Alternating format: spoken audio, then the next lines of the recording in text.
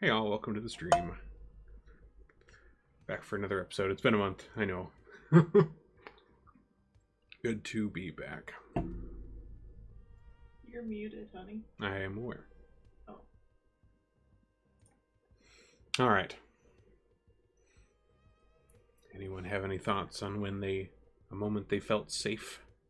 The only time I feel safe is when I'm watching Mick sleep and know that he's asleep.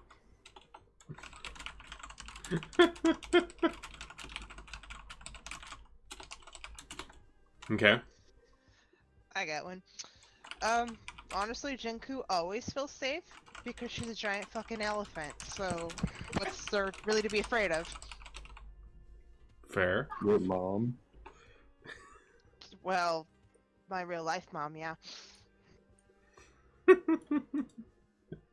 Alright.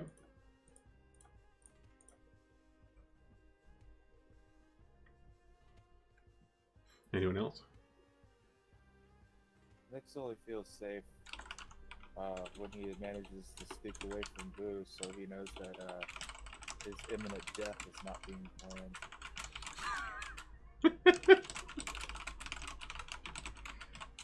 Wouldn't you just assume that he's always planning it? Even when he's sleeping, that's all he dreams about.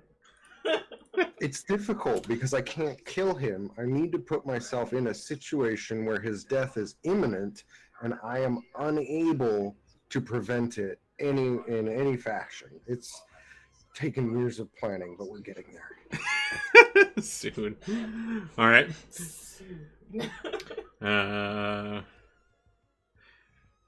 Zara, Blossom, either of you? Zyara honestly can't remember a time where she felt safe before she started adventuring with this group. Aw. It's the first time she's ever had anyone that's had her back. Oh, that's both sweet and sad. That's what I was gonna say. Bring in the feels. Alright, Blossom, anything from you?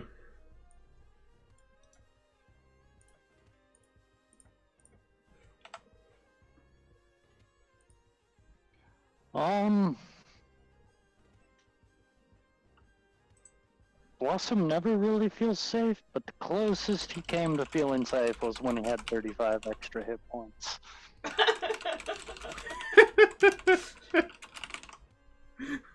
That's a good time to be alive. That was pretty good. Tell me, Blossom, how do you feel in a room full of rocking chairs? A room full of rocking chairs? Well, He is a cat person, right? He's got a tail. No, that's true. Fair. I can smash rocking chairs.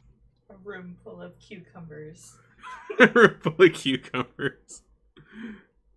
Alright, anybody want to give us a rundown of what we got up to last time? That would require me to remember what we were doing 4 weeks ago. Right? Time is just non-existent.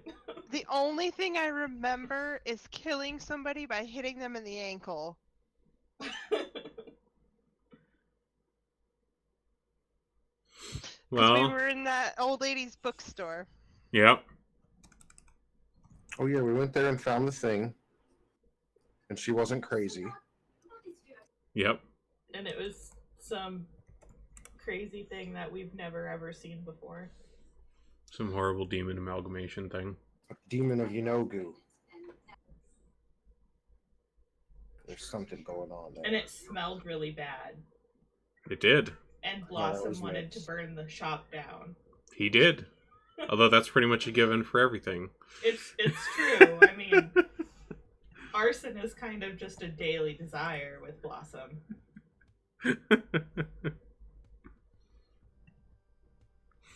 Alright, yeah, so you had your quest from Mert for the Harpers, for the old lady with the bookshop that said something weird was going on, but she's kind of a kooky old lady. and people weren't believing her. But yes, it was true. There was some strange demon amalgamation creature that had been lurking around in her shop that you managed to take out, which is great. You also have that other quest from the Gray, or Force Gray, to check out the monk up on the mountain who supposedly has some information about potential dangers to the city. Yeah, that was actually pretty much most of the session last time. Was that Oh, I got another spell book, didn't I? you did? Yes, you got another spell book as a gift from her, for the assistants. That had a few different things inside of it.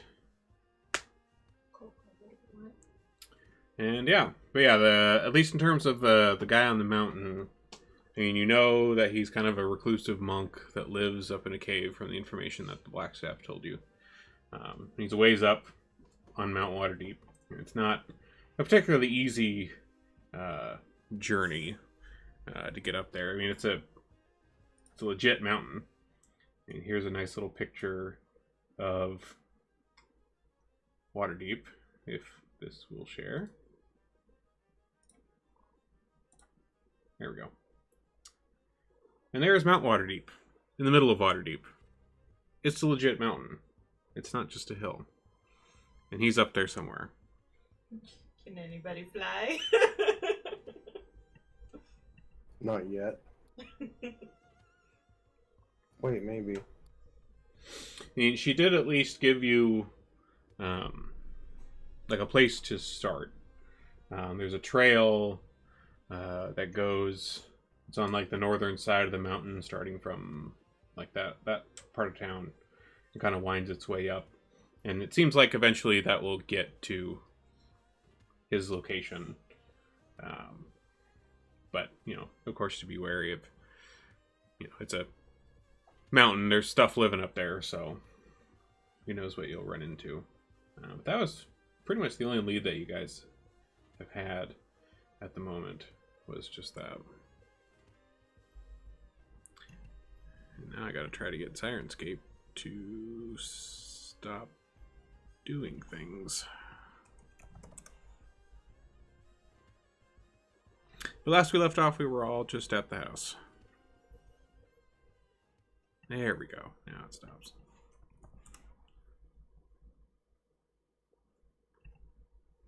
Well, I think we ought to head up the mountain and look for this monk we're supposed to find.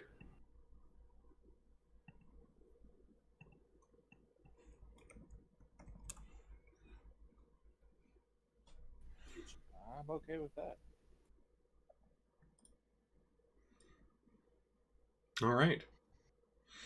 So, yeah, at least from, you know, the estimates that the Black Staff had given you, you figure it'll probably take, you know, most of a day to get up there, just with the terrain and the steepness. It's a bit of a climb.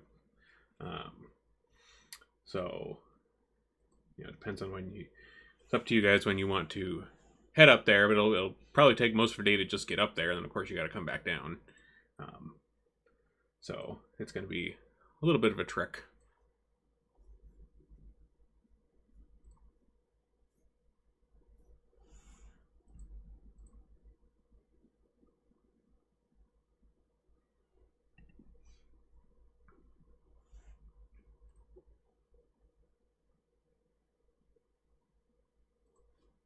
Well, what time is it?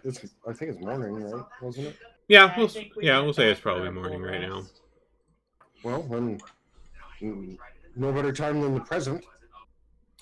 As you guys are kind of milling about at the manor right now, the urchins, of course, are around, and Squiddly kind of pulls on, like, one of your pant legs as he sees you just kind of discussing among yourself and says, "Hey, do you want us to do anything while you're out?"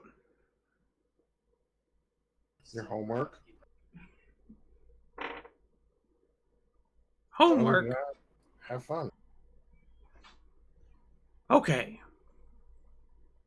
Well, keep an eye on things. Don't get caught breaking the law. As you say that, like they're kind of maybe running out into the yard outside in front, and Squidly yells back at you guys, "You too!" No skipping out on your daily exercise.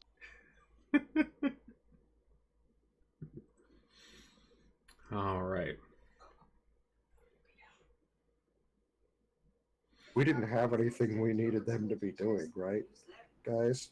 No. No, you didn't. We'll work them extra hard when we come back. They're just living life.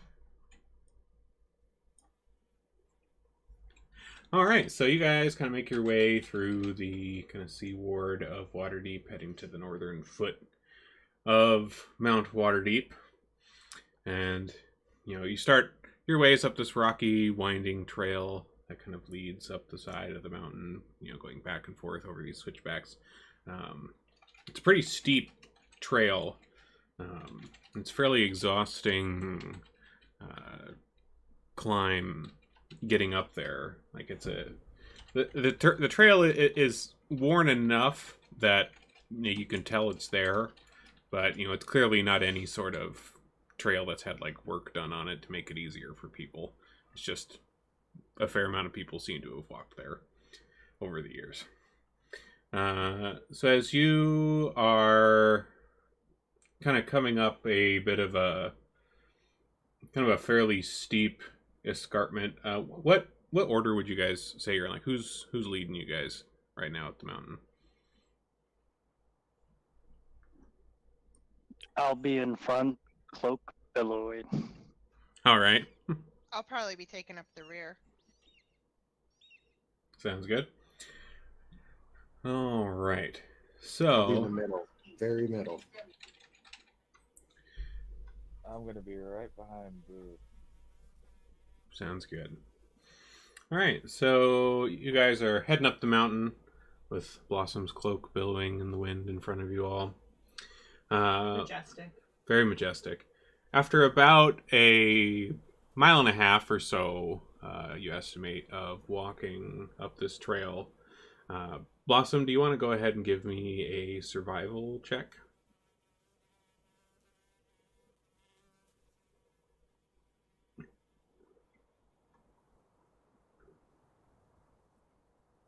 Okay. So as you're kind of coming up this, like the part of the trail that you're on right now, like up to the right of you is a particularly steep portion.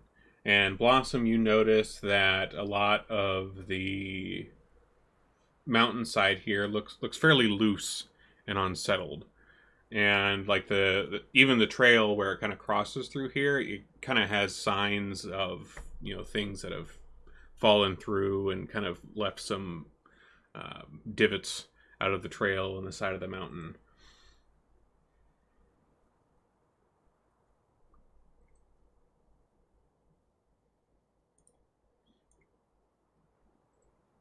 Do you give this information to your party at all, or what do you do with noticing that this is all kind of loose around here?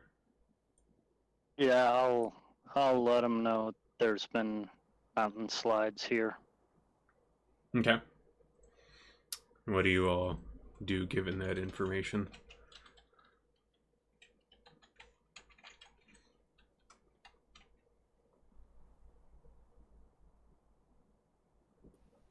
Oh, we gotta continue going up, right?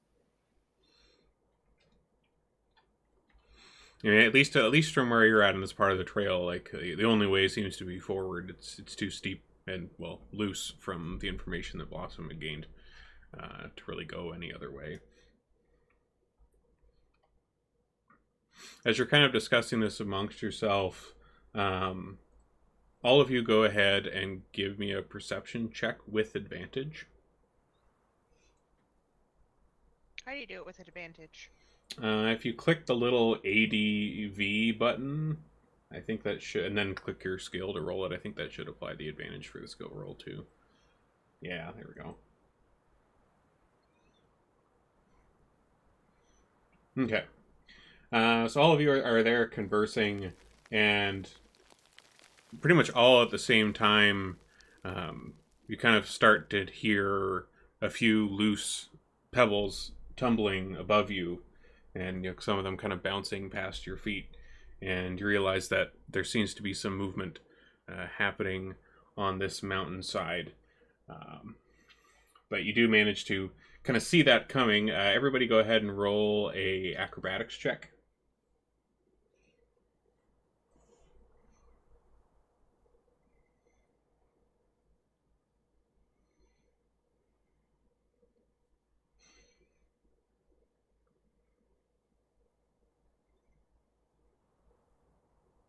All right.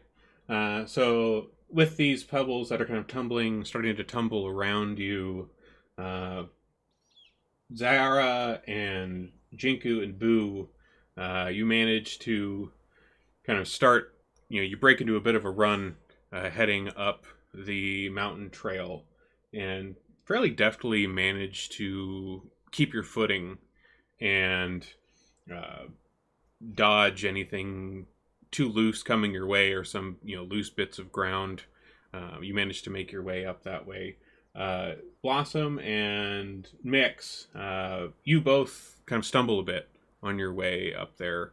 A few of the rocks are kind of striking you a little ways as you're trying to run through. Everybody go ahead and roll an athletics check for me as well.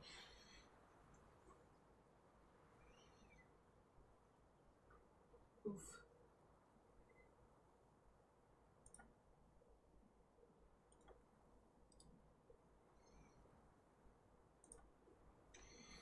All right, thank you for that. So you're all running, you're dodging these rocks that are tumbling around you, and you guys have already been hiking up this steep mountain for a while, which has already been kind of exhausting in and of itself, and having to kind of suddenly burst into a run, even with the adrenaline that comes with that, was still a bit tiresome for some of you. So let's see. So Boo, let's see, you did that, and with that roll you got that, and so Boo, you as you're kind of getting out of the way where the hill kind of starts to get a little bit less of a curve, you do kind of run out of breath towards the end of that run, and a few rocks manage to give you some decent bruises on your legs as you kind of slow down a bit there at the end. Go ahead and roll a d8 for me. Damn it, Mix.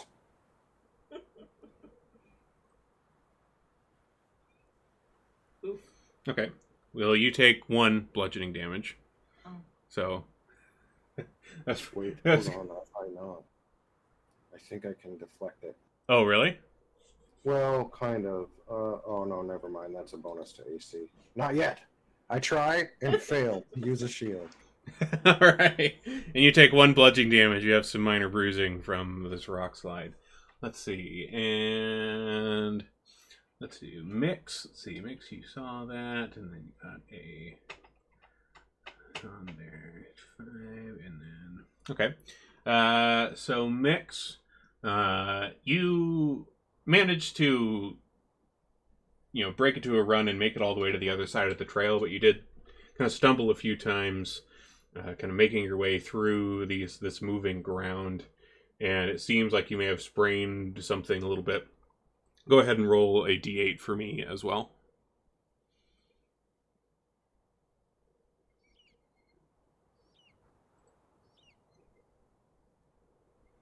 Okay. So with that kind of twisting of your ankle from some of the loose, like you got some weird angles going on with your ankle in some of the spots you stepped into, and you took 5 damage. You're kind of massaging your ankle there. You kind of stretch things a little wonky there. So go ahead and apply that to yourself. Let's see, Jinku. Let's see, you did that, and Jinku, you having seen this, start coming pretty early thanks to Blossom's warning here, and you just trucked it up that mountain And you got those nice big wide elephant feet. They worked pretty well, like snowshoes, on top of this rock, and you got all the way to the other side just completely unscathed. Hell Zyara, yeah. you. Let's see. Zyara, you also had a little bit of exhaustion trouble at the end of your run there. Both you and Boo, as you were just about getting to the end, were just kind of out of breath, huffing and puffing a bit. And, as you slowed down toward the end, just trying to catch your breath a little bit, you did get struck by a rock as it flung past, kind of striking the side of your face a bit. Go ahead and roll a d8 for me.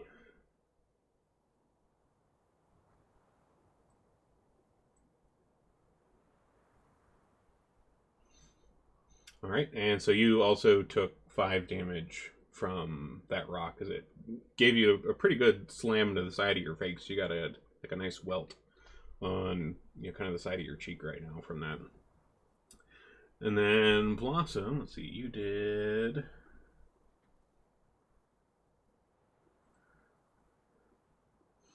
All right, and Blossom, looks like you did see the rocks coming, and you did manage to, with your cat-like speed, get all the way through the trail.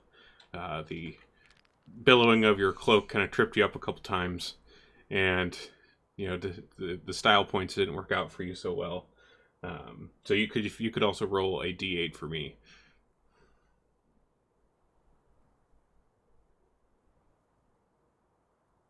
All right, and so from the rocks that struck you as you were trying to get through this rock slide, you took 6 bludgeoning damage from those.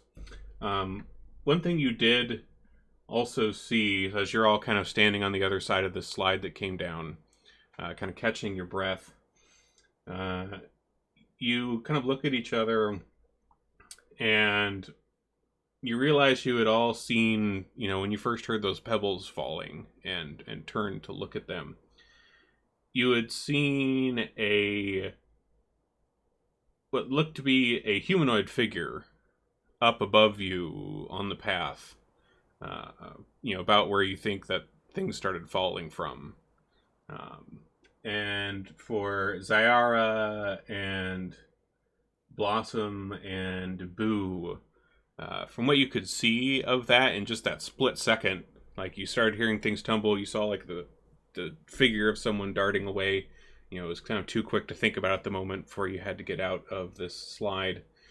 It seemed like they were wearing the gold and blue of a city guardsman, the kind of outfit you've come to see around town, which kind of confuses you a bit. But the 3 of you, you saw those kind of extra color details in a quick flash. As the sun caught a glint on the corner of his outfit as he turned away to run. But all of you did at least see a figure up there. You realize after you got through this.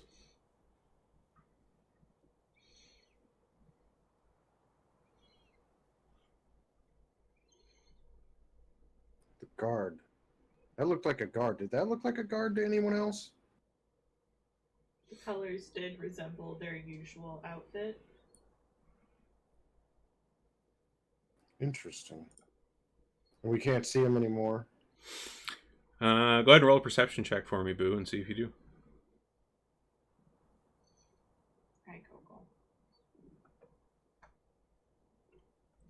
All right, so Boo, you kind of looking up the mountain, and from the direction that you guys were going, you're kind of looking in the direction of the sun right now, and you're kind of shielding your eyes, kind of looking over and seeing if you see any kind of humanoid shapes on the horizon, and you don't seem to see anything. Nobody in sight, no sound either. It's just the general nature sounds of the mountain. Well, I can't see him anymore. We should keep an eye out, though. That seems a little weird. I don't trust guards in the first place, but seeing one up here and these rocks falling, I don't know if that's just a coincidence. It is strange for one to be up so high on the mountain.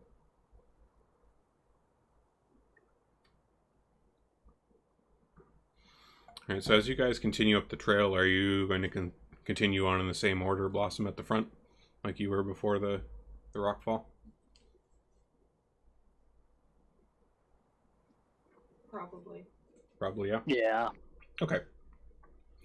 All right, so you dust yourself off and kind of, stretch a little bit, trying to get some of the kinks out of your joints from the, stumbling through the rocks. Except for Jinku, who just passed with flying colors right there. Jinku's doing fine. You continue up the mountain for another several miles, and eventually you find yourself. I'll share this map with you all.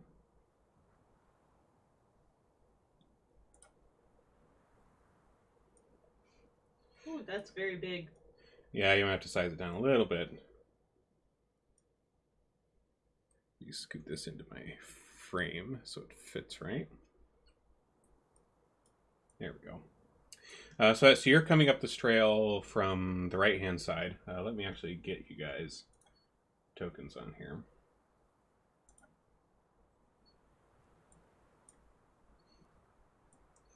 Blossom's in the front. Zayara was kind of in the middle. Boo and Jiku. So you guys are kind of up the trail on the right-hand side here. And Blossom, go ahead and give me another survival check. Go. Actually, all of you give me a survival check this time.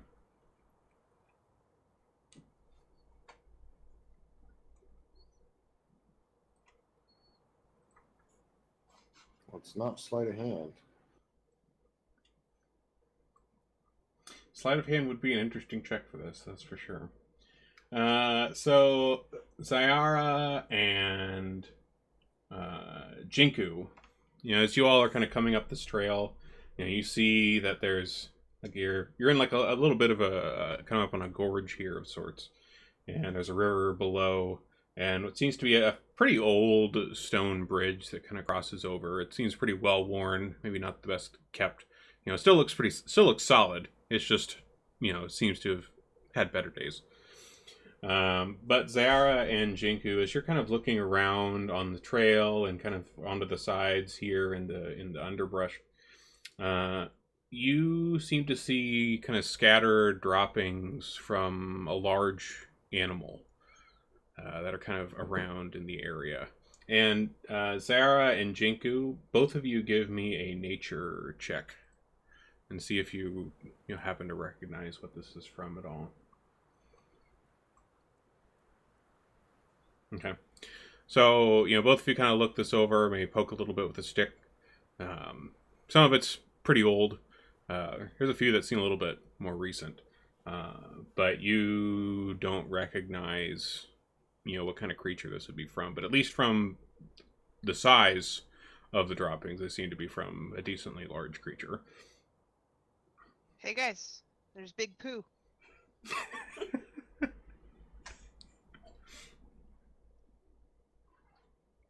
Does anyone else try to see if they recognize it at all?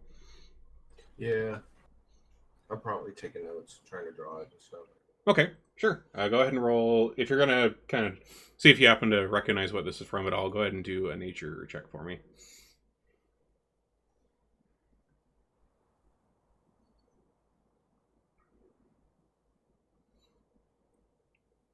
All right.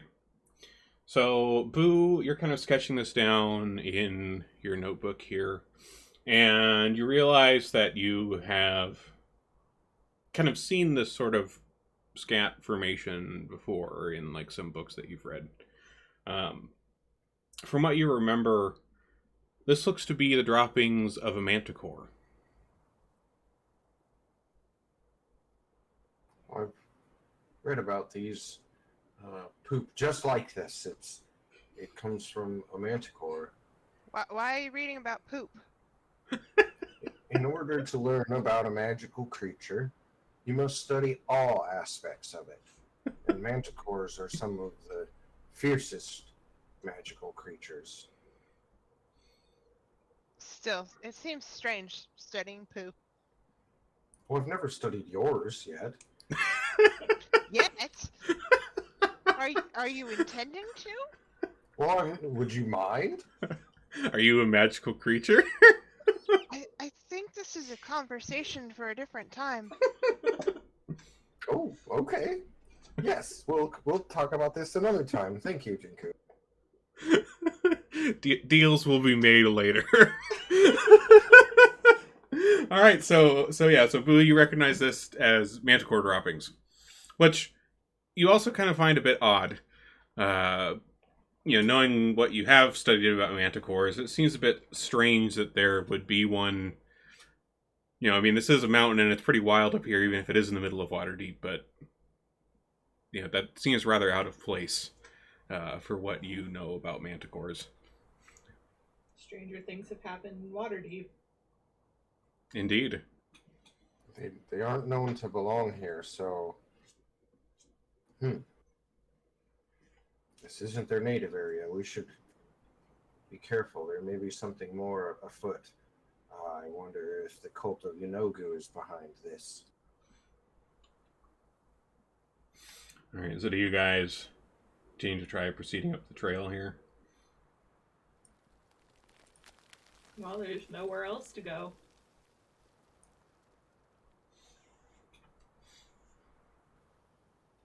Can Mix do a nature check to see how fresh this poo is? Yeah, sure. Go ahead and do a nature check for me, Mix. Taste it. It's really Eat the that only poo. way. So Mix, as you kind of look around at a couple of the different piles that Jinku and Zara had pointed out, there seems to be one at least that seems, at least within the past day. So very quite fresh. Starting to harden over a little bit, but definitely very recent.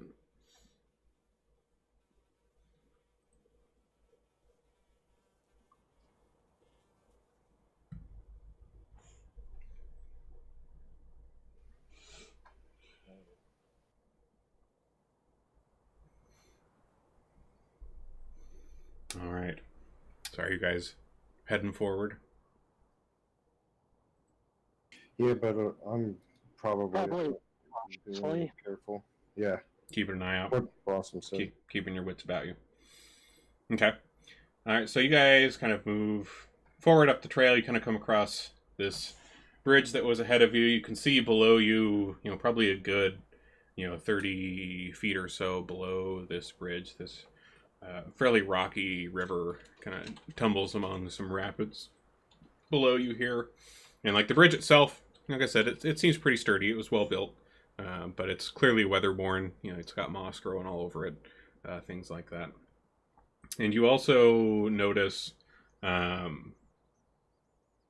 ahead and roll a perception check for me as you're kind of looking over this bridge here.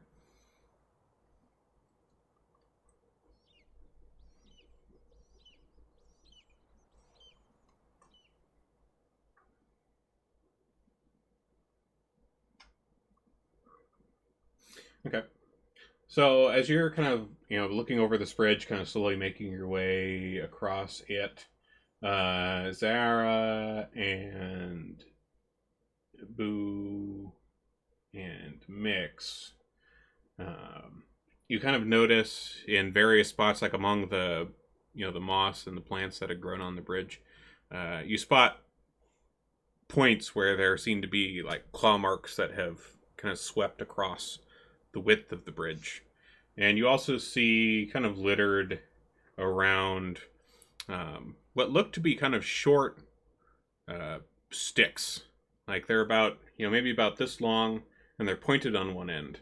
But they seem to be like a variety of them just kind of in the corners of things sitting around. You kind of pick one up and look at it, and it's not like it doesn't appear to be like a wooden stick. It appears to be like a barb of some kind, from a creature. I'm gonna pocket a couple of those. Okay. go ahead and add.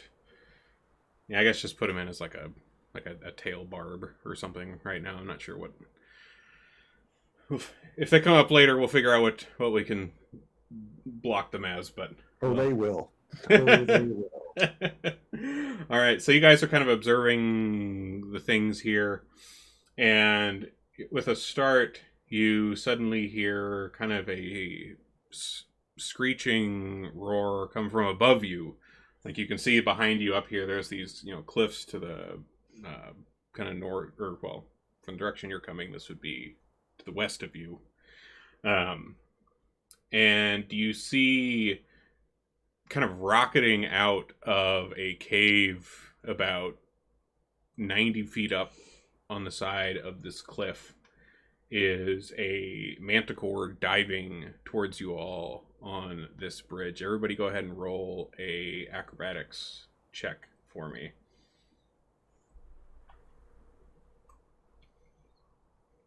Oof.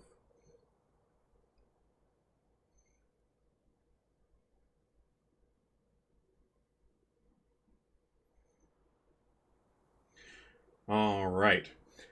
So as this roar rings out above you, and you all kind of look up with a start, you guys were all kind of a little bit on edge already with all the stuff you've been finding. And this manticore comes swooping down from, towards you from the other side of the bridge, and just seems to be coming straight at you guys, kind of across the bridge here. And most of you manage to kind of duck and get out of the way. Zara, you get kind of caught on one of its paws as it flies by, and it pushes you back. Let me move all you guys up here on the bridge. Here.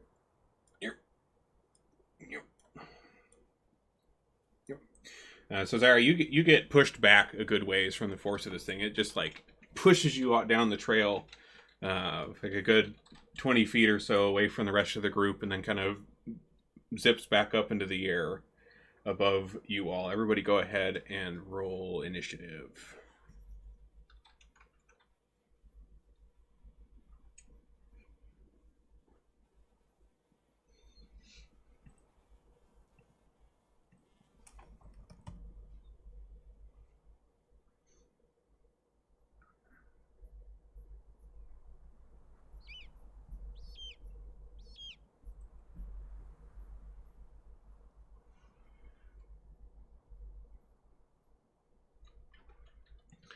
All right, let me get this manticore on here.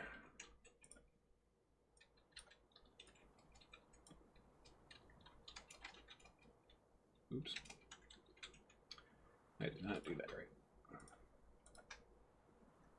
There he is.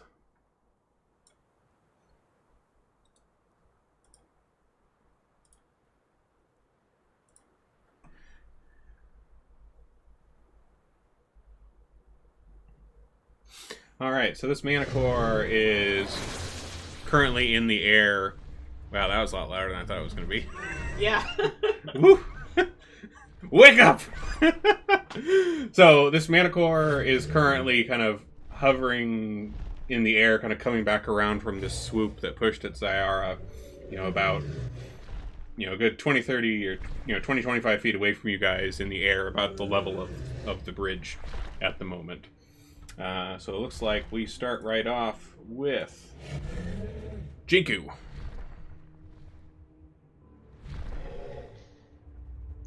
I think I'm gonna actually run across the bridge, try to draw its attention away from at least Zyara, and kind of just yell at it like, "Hey, over here!" Okay. And then I'll just ready my flail for if it attacks me. Becomes range. Okay, Yep. sounds good. Zara, you're kind of recovering a bit from this large beast zipping down at you.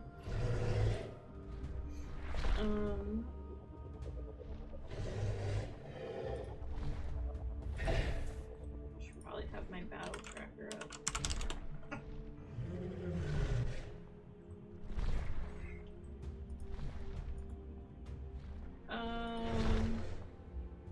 I guess I'll just do my crossbow. Here, we'll give you a I lovely didn't picture. want to know what it looked like, Well, now you do. but now it's scary. It wasn't before. Not when I didn't have a picture glaring at me. Well, now you have something to aim your crossbow at. Now I have something to haunt my dreams at night. Imagine that, but 3 of them human centipeded together. Why? Okay, No, that thank was you. unnecessary. No, thank you. All right, so you ready your crossbow? Yeah. Trying to remember how to do this. Control click on the Manicore's token on the map. Well, I already targeted it. Oh yeah, you did. So you're going to want to first click on the dice-looking one, and that'll roll the attack. It's not. There you go. Nice. All right, so you ready your crossbow here, kind of recovering from this as it struck into you, and your aim is true. Go ahead and roll the damage on that crossbow bolt.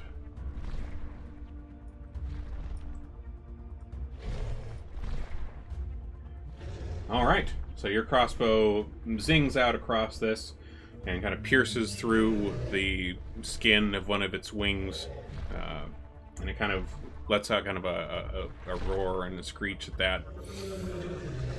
And we bring to who? I will. Oh, I just thought I could do. I'll toll the dead on it right now.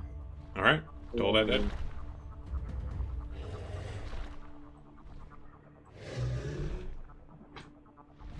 All right, it doesn't seem to be particularly wise, so go ahead and roll.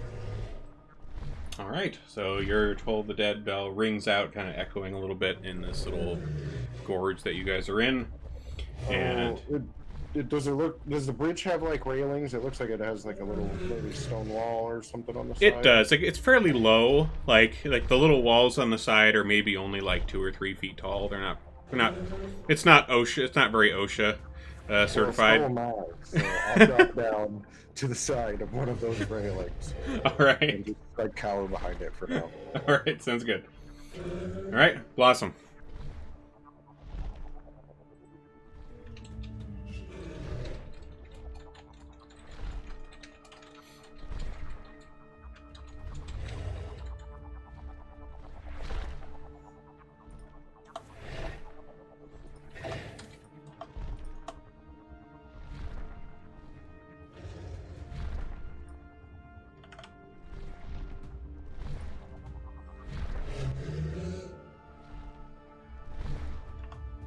I'm gonna move over closer to Zyara.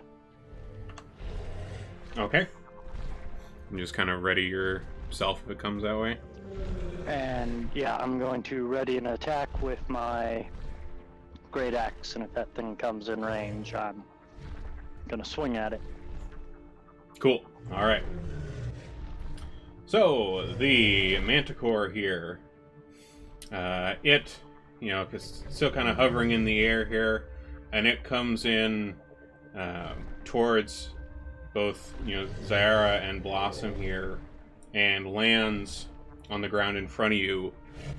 Blossom, go ahead and attack as that's coming in. It's kind of sliding in the ground towards you guys, and you got your axe at the ready. Go ahead and swing.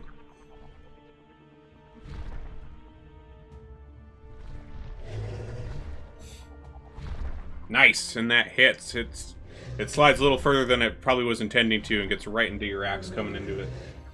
Nice, very good. Alright, so you do a good 8 damage to this thing. It's got a nice gash across, one of its front shoulders here. And, as it kind of reacts to this strike, it turns at you, Blossom, and strikes at you with its claws twice. Missing both times. It seems to have gotten a little bit off from the axe strike that you gave to it. And it kind of lets out a little roar and kind of rears back a little bit in response to it missing its target.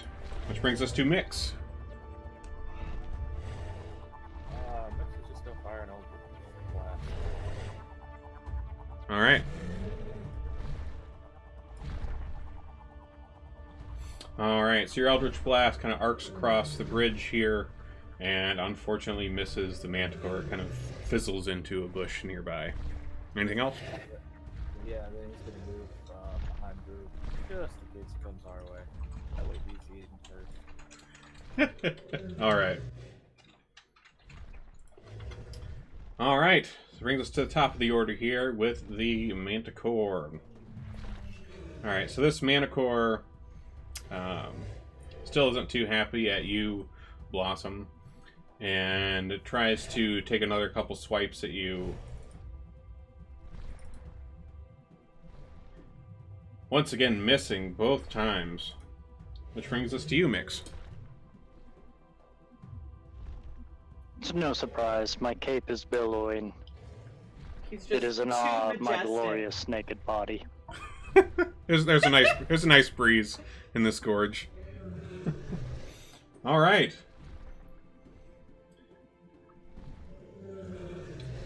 What was that you cast? Sacred Flame. Sacred Flame. All right. Go ahead and roll that damage. Very nice. All right. So the Sacred Flame comes down upon this Manticore, burning it with holy light. Which brings us to Jinku. You're on the other end of the bridge. Yeah, drawing it away didn't work, so I'm gonna dash up to it. Okay. And that's really all I can do. All right. Boo. Well, that worked last time.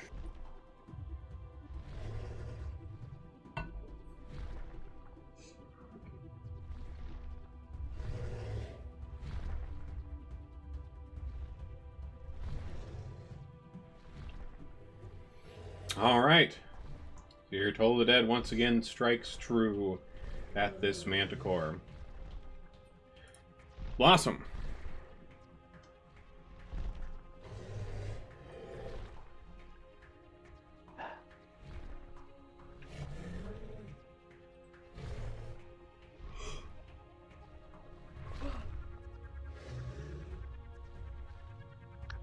All right. I'm going to rage. Okay.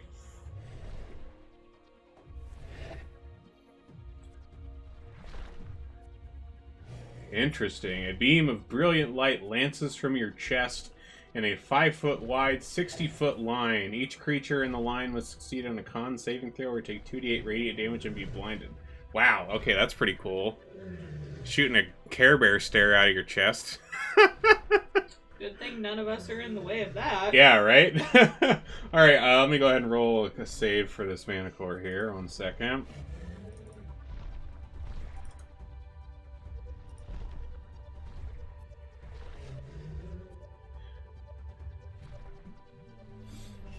Alright.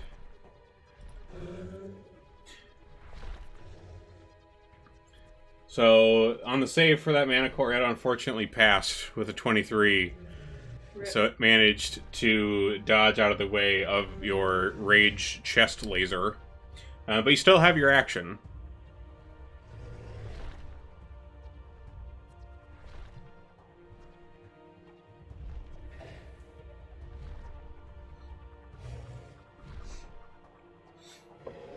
So you're just going to strike at it with your axe? Yes. Okay.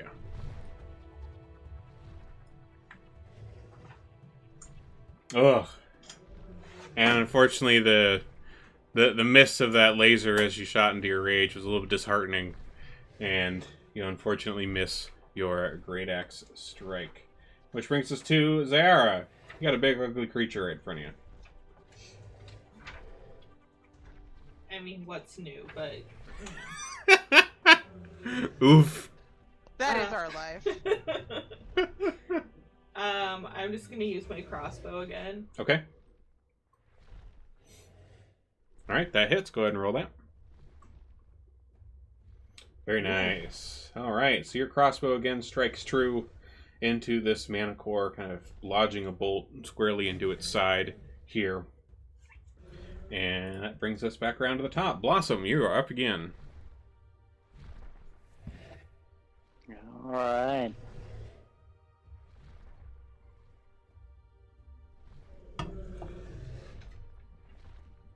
Oof. 2 1s in a row. Ouch. Alright, that great axe unfortunately once again misses. Anything else on your turn, Blossom? No, that would be... Okay. Alright, so this Manticore, you know, with all of you kind of crowding around it here, it backs up, you know, kind of takes off a little bit, and backs up over here. But Jinku, you and Blossom are both going to get an attack of opportunity on it, because you were within the square of it. So both of you go ahead and roll whatever you want to attack opportunity it with. Alright, Jinku, go ahead and roll damage on that. And Blossom, go ahead and roll damage on that. Very nice. Okay, so you both managed to successfully strike this Manticore as it's backing up, kind of jumping over the little outcropping over here. And this Manticore kind of rears up its back tail here and points it in your direction. And shoots kind of a rain of spikes out at Jinku and Blossom and Zayara, striking all 3 of you. And each of you take 11 piercing damage from these tail spikes as they come raining in your direction from over across the side here. Which brings us to Zayara.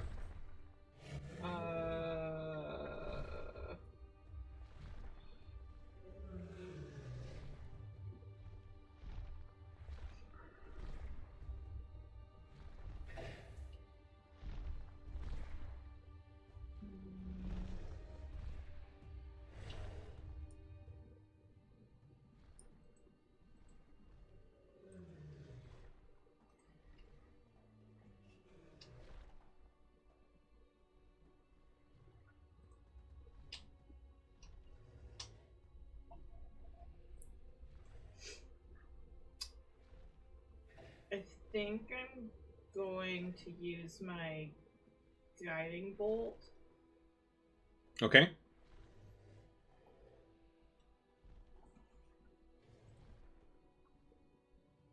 Damn it. Alright, so you shoot out this guiding bolt at this Manticore over on this outcropping. That unfortunately misses, striking one of the trees behind it here, which now has a nice glow from your guiding bolt. Which brings us to Boo. The spikes were aimed at you, but there were still a few that kind of clattered onto the stones here on this bridge in front of you. Alright, that once again takes hold. Nice. Your Toll of the Dead strikes true once again, ringing out through the gorge. Like a boss. Mix. Mix is going to use his healing light Mm-hmm. on Zayara, Okay. and I have up to 4d6. So I'm just going to spend them all on her at once. Alright, so Zara, go ahead and heal yourself for 13. Is that And healing? then I'm going to fire an Eldritch Blast at that stupid thing. Alright. Zap away. Oh, and that Eldritch Blast misses, once again crackling against the rocks and the underbush. Jinku. Jinku's pretty mad that it keeps moving away. She just really wants to go head to head with that thing. So she's gonna move up and shoot her bow at it, specifically aiming for the left eyeball. Alright.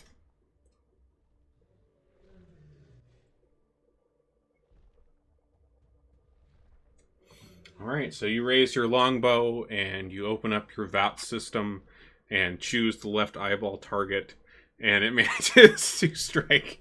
And you go ahead and roll. Yes, like you did roll it damage. Sweet. So that strikes true right into the left eye of this Manicore, and it lets out this mighty roar, kind of flailing back and forth, its paws kind of striking at this bolt that's lodged in its eye. It is not happy. And it is its turn. And it is not happy on its turn. And so it once again rears this tail up in the direction of you all. And shoots again. Hitting only Jinku. It was just Well, that really makes sense. upset. So I mean, Jinku, it did just shoot it in the eye, so. so Jinku, you take 4 damage from these tail spikes as they kind of rain into you here from this angry Manticore. Zara, It's my turn. it is. Okay. I'm gonna use Sacred Flame. Okay, Sacred Flame away. All right, go ahead and roll the damage. All right, so your One. Sacred Flame comes down with a a nice little soft whoosh, and burns it a little bit. It cinches some fur on one side, takes a little bit of damage. It's a really unattractive bald spot. Yeah. Well, at least I ruined its reputation as Ah. the attractive Good one. for you. Good for you. All right, Jinku, you're up. I'm gonna shoot it again this time. I'm aiming for the right eyeball. All right. Things are working out for you. Go ahead and roll. Boom. So that other bolt shoots true at this Manicore, piercing the other one, maybe even going a little bit farther in. And the Manticore falls and rolls off the edge of this escarpment here and kind of lands. This one hit a bit of brain. It hit a little bit of brain, and it lands in the kind of sandy shore down below by the river with a thud. Well, there's 2 things that Jing2 is good at: getting the death hit, and doing it by hitting the person in a really weird spot. Very nice, very nice. All right, so this Manticore is down. Nice job. All right. So now this Manticore is down. He's just got the trail ahead of you here. It did have a cave 90 feet up the cliffside, which, good luck getting up there. Can we climb it all up the cliffside? You can. If you wanted to try to climb up there, you could. You're going to have to make some checks to get up there, but certainly doable or attemptable. Too much work, never mind. Probably full of poo anyway. All right. Does the Manticore, any of the Manticore's remains have any alchemical properties that I could use? I mean, what would I need to know that? Let's see here. Let me see if I have. Let me see if I can find any info here. It fell down the cliff, though, right? Yeah. Yeah, you have to kind of go back on the trail and then down around the edge there to that lower portion by the riverside where its body is. Let's see. Manticores have...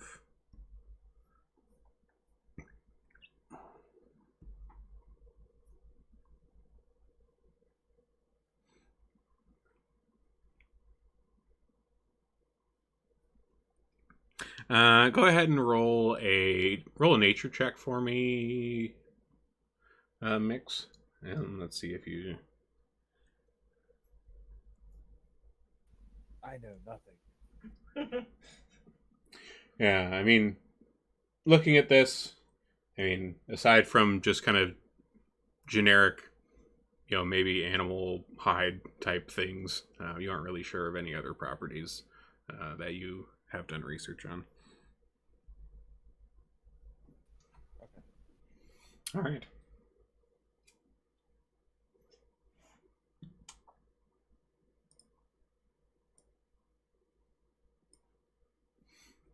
So do you guys continue onwards? Yep. Okay. Same order as before? Yep. All right. Blossom's the guinea pig. All right. He just looks so majestic. We can't take that from him. We have to make an entrance wherever we go. It's true. There you go. There you go. All right. So you continue on the ways up this trail.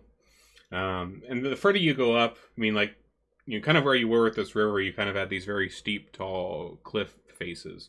And this trail kind of starts to turn, kind of going directly up the mountain now instead of kind of back and forth. And these kind of high cliffs kind of start to come in, and now they're on like both sides of the trail of you as you're kind of coming up here. You're coming up kind of a narrow passage up the mountain here. Blossom, go ahead and give me another survival check as you're leading the party.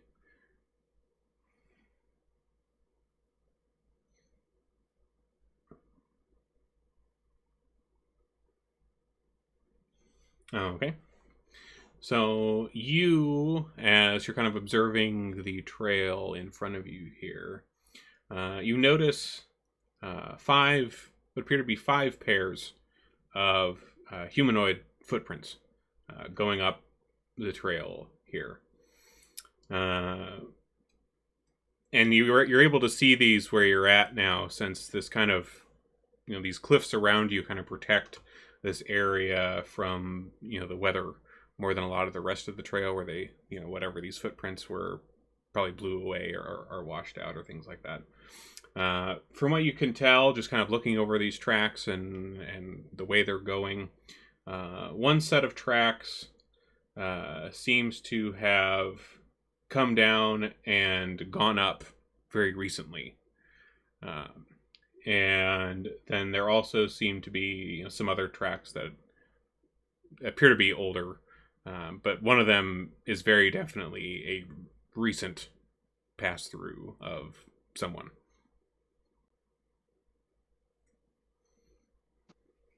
We got footprints, guys. Lots of footprints. Perhaps we're getting closer to finding this monk. Or perhaps we're getting I closer to more don't danger. think a monk makes this many footprints.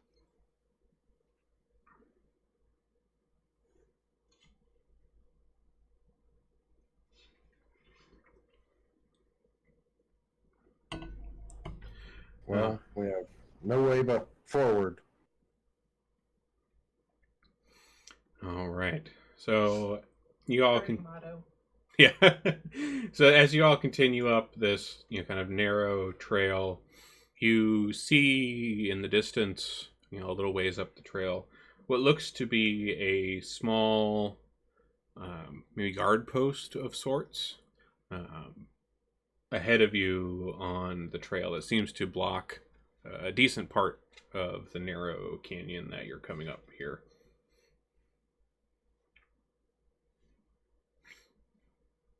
Go ahead and roll a perception check for me as well, as you're kind of seeing this structure in the distance here.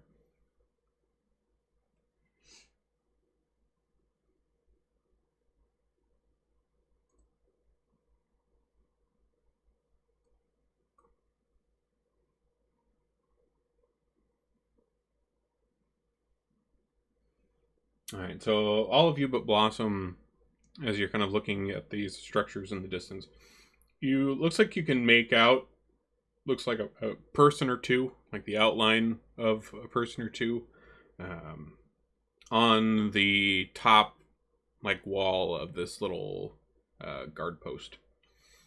It's like they're on the roof. You can just kind of see the outline, the silhouette of them from the shadows up there. They seem to just be kind of aimlessly kind of walking back and forth, maybe talking amongst themselves. It's kind of hard to tell from this distance, but there's movement.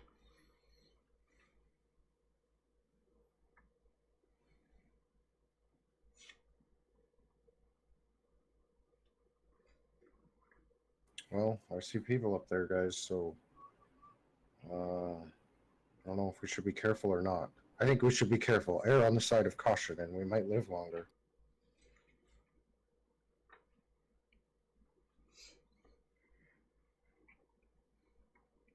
Okay. But how are you looking to approach this? All right, go invisible and walk up there. No, I don't think I will expend those resources. You're the one who wants to be cautious. Go on. There's other ways to be cautious. That seems like the most cautious way. We stay back here, and he's invisible. No, not going to happen today.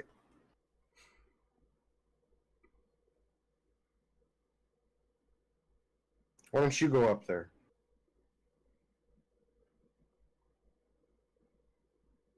Okay. I'll poke him on the nose and make him invisible. All right. So, Blossom, you are now invisible. You just make your way up towards this place by yourself? Yes. Okay. Let me get you a little map here.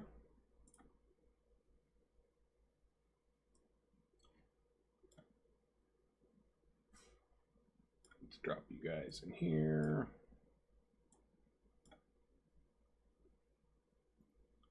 Wait, I'm missing someone. Yeah, there we go.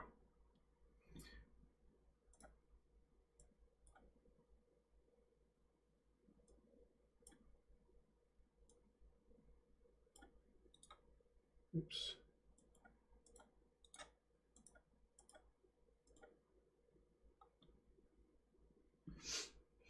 Okay. So, Blossom, you are invisible, and you kind of make your way up towards this little outpost here. The rest of you are all kind of laying low on the ground on this kind of little rise on the side of the trail here. And as you kind of get up here amongst this, you see that there are two people kind of up on like the left side of, there's like kind of an opening in the middle, and there's this wall, and then kind of a little house off to one side, and there's two people kind of up on the wall here, kind of talking to each other up there. You notice that they are both wearing the blue and gold of the Waterdeep Guard. You don't see anyone else, though, from where you're at. You just see these two up on the wall that are just kind of having some idle chatter. Just, the weather. Nothing particularly interesting. And then just kind of looking out over the canyon below them.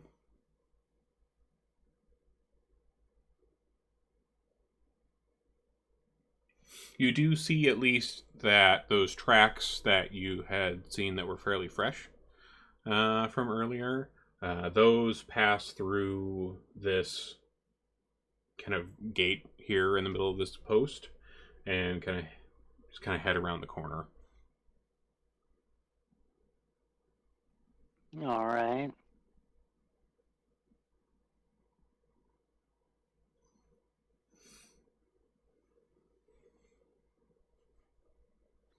Gonna invisible my way over there. Are there any like windows or anything on this building? On this particular structure, there doesn't appear to be any windows that are facing this way. Like the exterior wall of, like the thin wall, and then the exterior facing wall of this structure is all solid. There's just like some random kind of detritus around, like some crates and things, and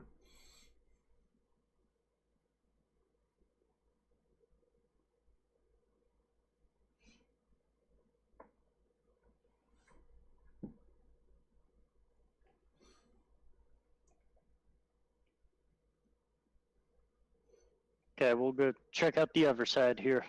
Okay.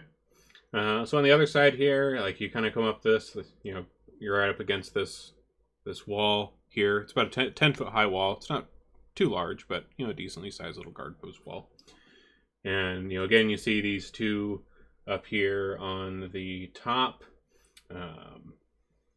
You see a male and a female humans are the two that are up on top of the wall here. And again, they're just kind of having idle small talk with each other as you approach. What are the other four of you doing down here on the other lower end of this canyon? Planning the use of the barbs in my pocket. All right. Taking a bet how long it is before Blossom sets something on fire.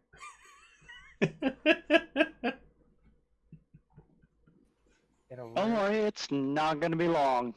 In a rare moment of working together, Mix is going to tap Boo on the shoulder. Mm-hmm. He's going to pull out the arcane bomb and point to the barbs and smile and hand him the bomb and hope he understands where I'm going with this. I don't, but I'll put it in my pocket anyway. Do you want me to blow you up with this? He's pointing at the barbs and the bomb. Like, put them together, what do you get?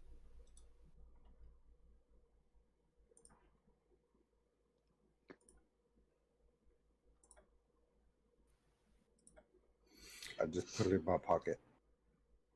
All right. God, you're so stupid sometimes. Do I hear any talking or noise coming from over here? If you're, as you come over into the corner there, you hear, kind of some rustling noises. It sounds like somebody maybe, either just kind of organizing something or like going through a box of some kind nearby. And then you also hear some footsteps on what sounds like stone. And then followed shortly by, you hear the voice of a male from above you, what seems to be on the roof of this little house structure, call in the direction of the other two over on the wall. It says, "Oi, you two, keep watch." And then a moment later, you kind of hear him kind of pace. You hear these footsteps pacing around on top of this house here. And go ahead and roll a perception check for me real quick, Blossom, as you're trying to kind of listen to this guy up here.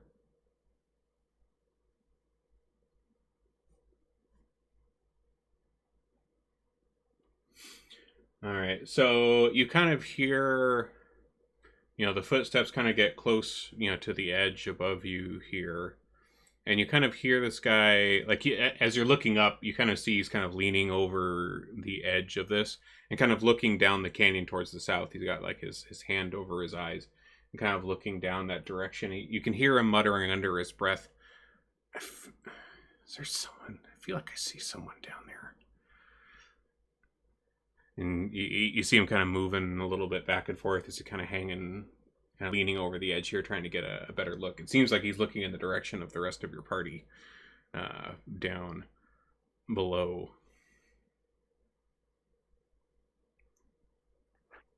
All right. I'm going to make my way back to the party and quietly tell them they can kind of see you. The four of you that were back there, go ahead and roll a stealth check for me as you're kind of laying low back down here.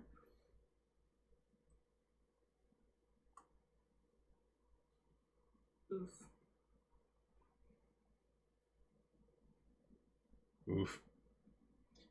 We're not very stealthy, except somehow Jinku. The biggest one in the party is the stealthy one. Physics be damned. Right?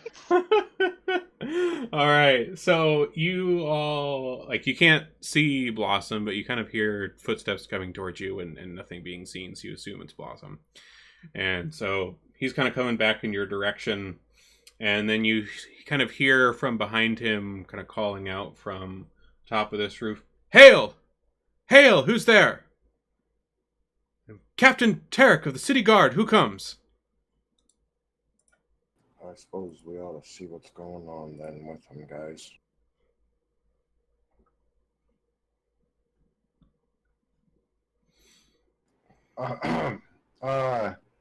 It is I, Boo.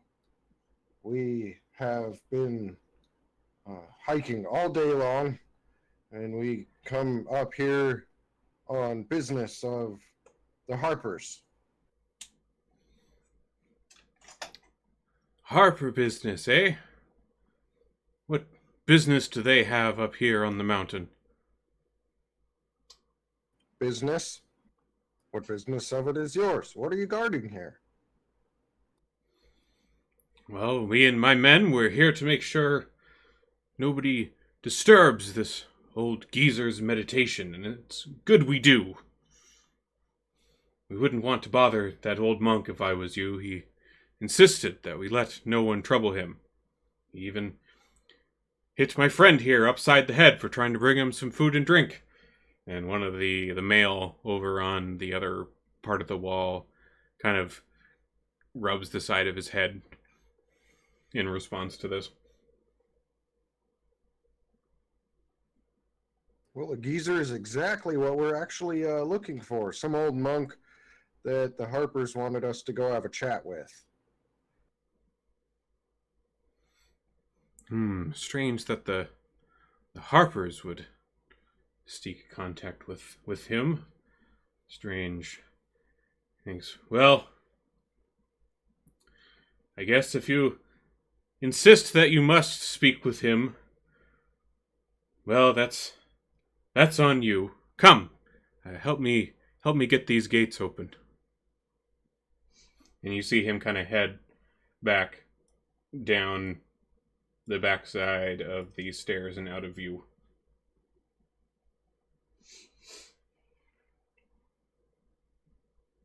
Well, I sure don't have the arms to help anybody get any gates open. So, Jinku, you want to help them out? It looks like the city guard isn't really up to par with their strength standards these days. Surprise. Okay. Yeah. Wait, out of character, I thought it was the other people that needed the old geezer, not the Harpers. It is. That's right, it was the Grey Force. I'm not very smart. I'm just intelligent. I just assumed you were lying on purpose. I did too the first time, and then I legitimately was like, I don't see where he's going with this. Okay. Yeah. And Blossom, you're still invisible through all this, by the way. So Jinku, you're just heading up there by yourself then? Yeah, let's open the gates. All right. I'll follow her. Okay. I guess. Yeah, go ahead and move yourselves wherever you guys are at. So Jinku, you're kind of heading up towards this gate here, and the rest of you are kind of following up behind. And Jinku, you're kind of stretching your arms out as you come up to this gate to kind of give it a good push. And go ahead and roll an athletics check for me here.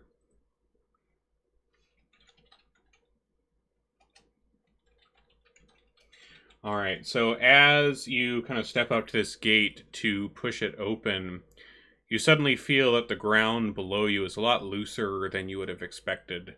And you see that it seems you're stepping on a tarp that has been stretched over some kind of pit.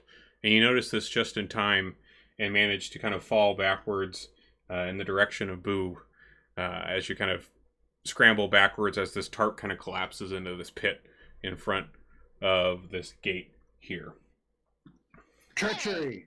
What the heck? And at this, you hear the sound of swords being drawn, and all of you go ahead and roll initiative. Oh, I'm gonna kill I every mean, one of these I'm not people with pleasure. surprised. That seemed too easy. Still, it was very rude. It is very rude. Oh wait, I rolled the wrong thing. I'm dumb. You perceive that you rolled your initiative incorrectly. I perceived that trickery was afoot. All right. So with that, we're actually right at the halfway point. So we're going to go ahead and take a quick 10-minute break here. Now that we've rolled initiative and come back to the treachery that is afoot. So we'll see you all back here at about 9:38-ish.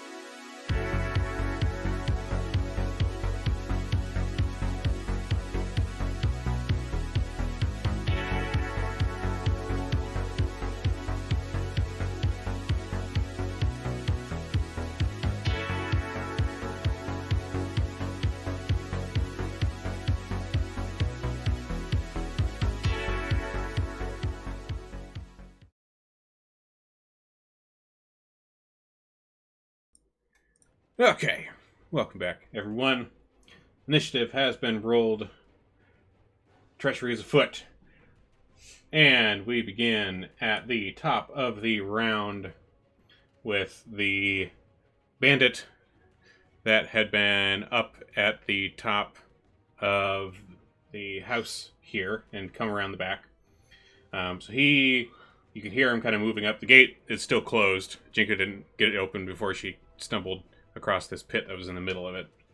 So you hear him kind of running up from behind, and he kind of pushes aside the kind of right-hand door of this gate, and then kind of raises his sword on the other side in your directions. One of the ones up here on the wall above you all kind of raises a crossbow. You can hear him kind of knocking a bolt into it, and he kind of points this down at you, Jinku, and completely whiffs it. Which brings us to Zyara. Yeah, let me make it so you're not on top of Mix. There we go. Yes, I will attack this dude. Okay. And I'm gonna use Sacred Flame. Okay. So you cast Sacred Flame at the gal that is up on the wall, and that manages to hit. Go ahead and roll the damage. Alright, so this singes her a bit. And she kind of is kind of waving her arms, kind of patting herself down, trying to get this off of her. Jinku. You're kind of pulling yourself up off of Boo here from stumbling backwards. What are you doing? Well, really don't appreciate that arrow coming at me, so I'm gonna shoot an arrow back at the dude who shot at me. Okay.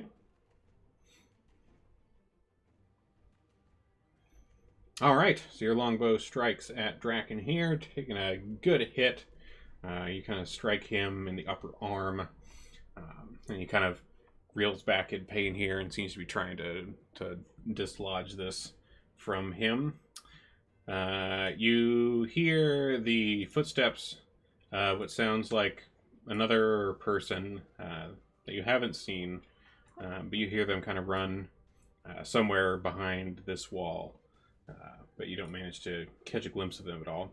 Otira, up here on the wall, she kind of is looking down over you all, and she kind of raises her hands here, and you hear her kind of muttering something under her breath, and she casts a bolt of fire down at Zara's direction, managing to hit.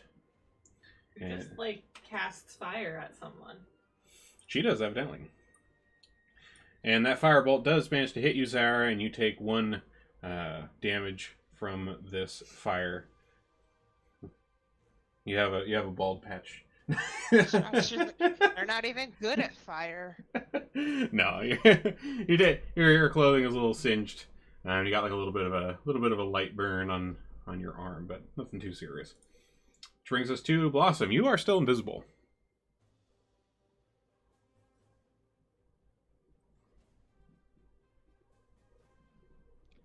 Is there any spot I could, like, climb up onto on this wall or building, or? Yeah, I mean, the wall itself is only 10 foot high, so you could certainly try to climb up onto it. If you do, I mean, you're just going to have to do, like, an athletics check for me to see if you manage to get up there. But aside from that, it's not, too particularly difficult. So if you want to give that a try, you certainly can.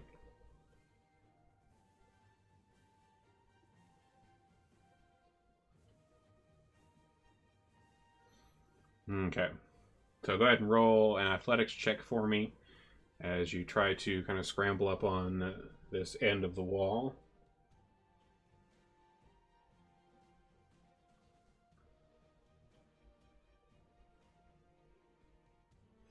All right. So you try to make a little bit of a jump for it, but you don't manage to get a good hold on the top end of the wall here, and you kind of land back down on the ground on your feet.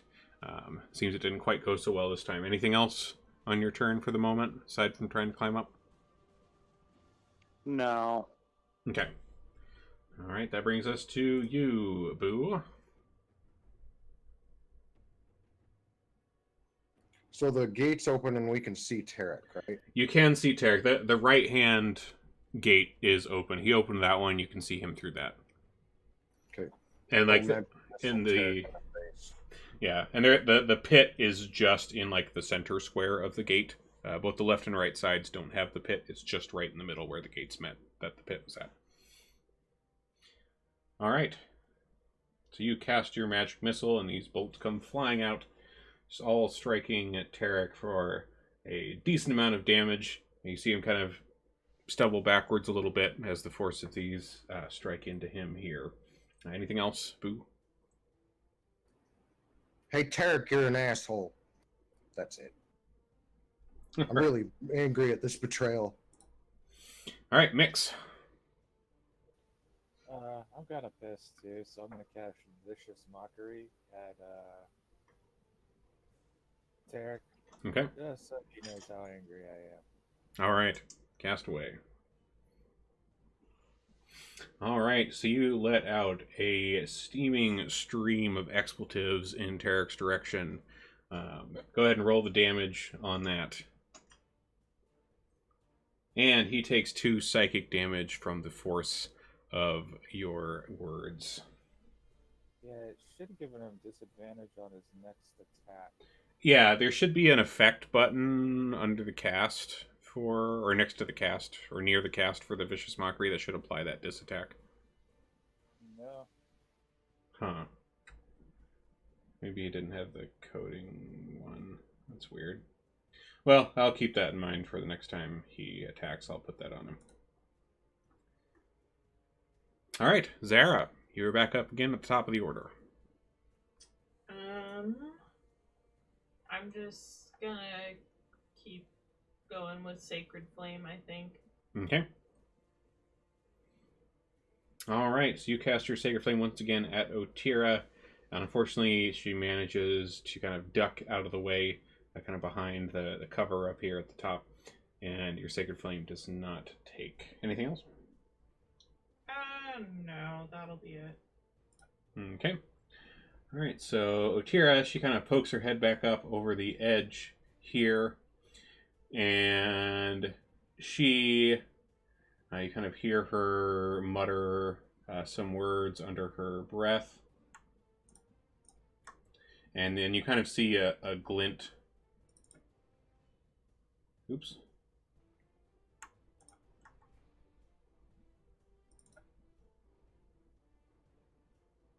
There we go. I think I did that right. And, oh, I did that twice. That's not right. Hold on. So you just see kind of a shimmer kind of pass over her body for a moment from something that she cast. Okay. Jinku. Okay, you said the right gate was open. Is that our right or his right? Our right. So on the map, right hand side. Okay, I'm gonna step up to that side, and then I'm going to attack Tarek with my flail. Okay.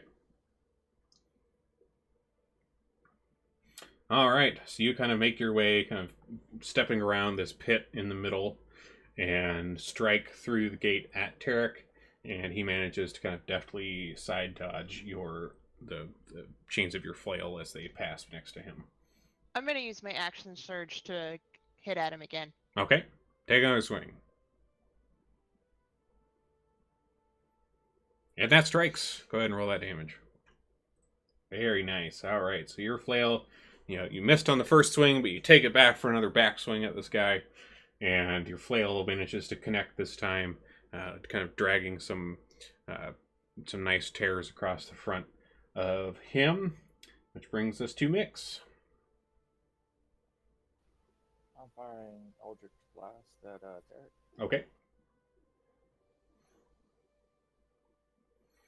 All right, so your Eldritch Blast kind of crackles in Tarek's direction, but unfortunately hits the left-hand door of the gate and just kind of fizzles out against the wood there. Anything else?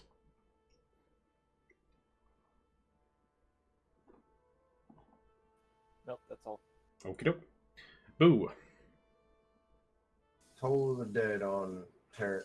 Okay.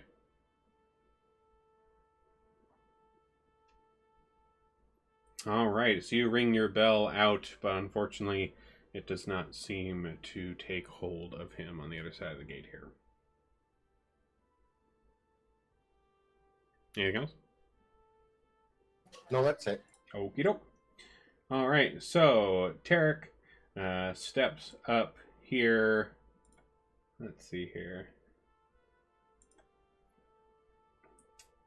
And he kind of lines up with you here, Jinku, and kind of lifts this halberd that he has off of his back and strikes at you. Oops, didn't mean to roll that twice, but he missed anyways. Which brings us to Blossom. You're still invisible, and you're over against the wall here. Alright, I'm gonna try to get on top of it again. Okay, roll another athletics check for me here.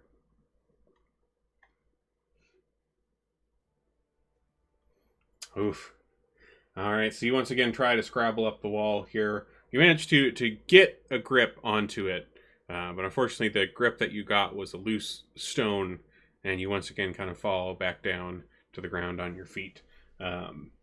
Draken up on the wall kind of looks in your direction, seeing this stone randomly fall. And you kind of see him kind of looking over in that corner, trying to figure out what the heck that was. But of course, he can't see you. You are still invisible. Anything else?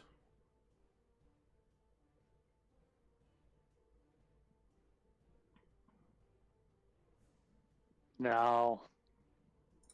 Okay.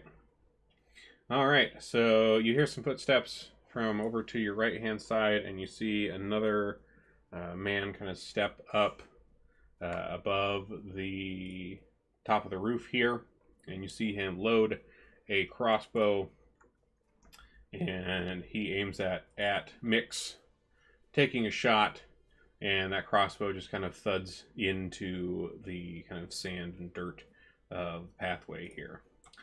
Draken up on the other wall also raises his crossbow, this time pointing it at Boo, and shoots, but his crossbow bolt also kind of thuds into the sand behind you, similar to where the one that got shot at Mix landed. Which brings us to Mix at the top of the round.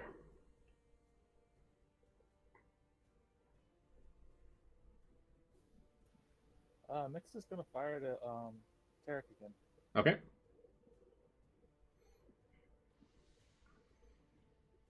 Alright, that hits this time.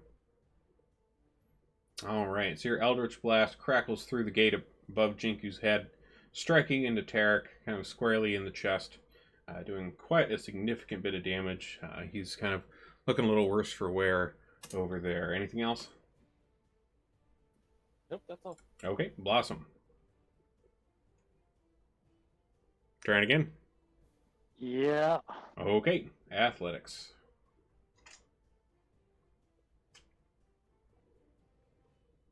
Success. You kind of steel yourself here. You kind of pump yourself up a little bit, getting ready to try again at this wall. And you pretty deftly manage to jump up onto the wall.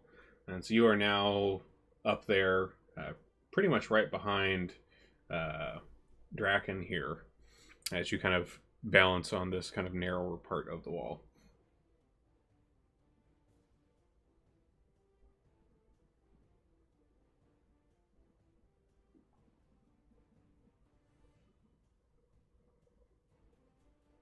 And you still have your action.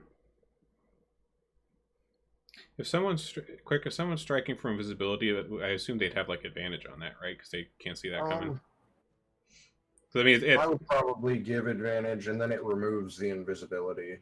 Okay, that's fair. Okay, so kind of a sneak attack of sorts. All right, so go ahead and roll.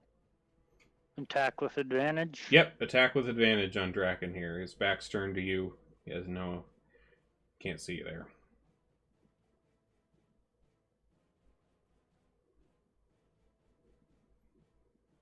Oof. Oh, wait. Oh, yep, still missed, even with advantage. All right, so you bring your great axe down, and... I mean, I guess since that didn't strike, that wouldn't... Would that break invisibility if it missed? It says until they attack. Oh, So, yeah. okay. So you kind of strike your great axe in Draken's direction here, but like as you're kind of bouncing on top of this wall, it's a little bit precarious, and it kind of whooshes through the air behind him, and doesn't manage to strike this time. Mirka up here on the wall again loads his light crossbow, taking another shot at Mix and manages to hit this time. Striking Mix with a crossbow bolt for 6 damage.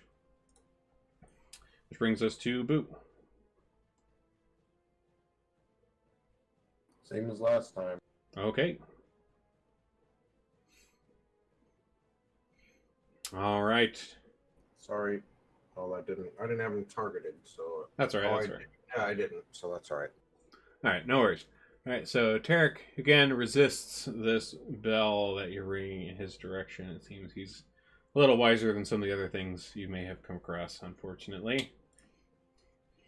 Tarek here, once again, raises his halberd and jabs it forward at Jinku. And manages to hit, dealing 4 damage to you, Jinku, as the point of his halberd kind of jabs into your torso here.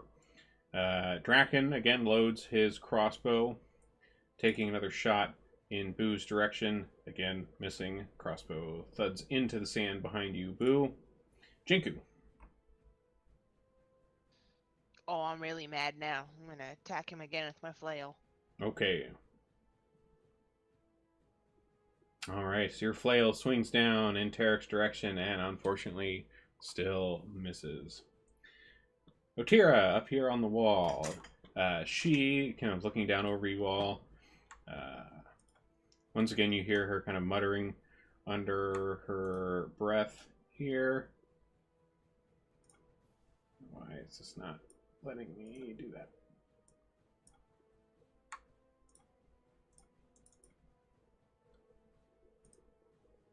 Oh, that's weird.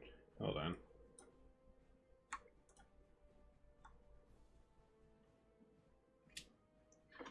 Huh.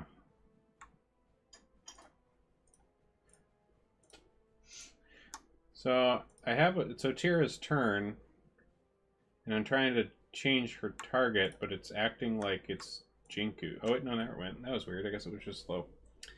Okay. So she casts a firebolt. You see this kind of ball of fire appearing among her hands here in your direction, Boo, and you manage to kind of do a little bit of a dance as this kind of lands between your feet and fizzles out in the sand under you. Zara. Me.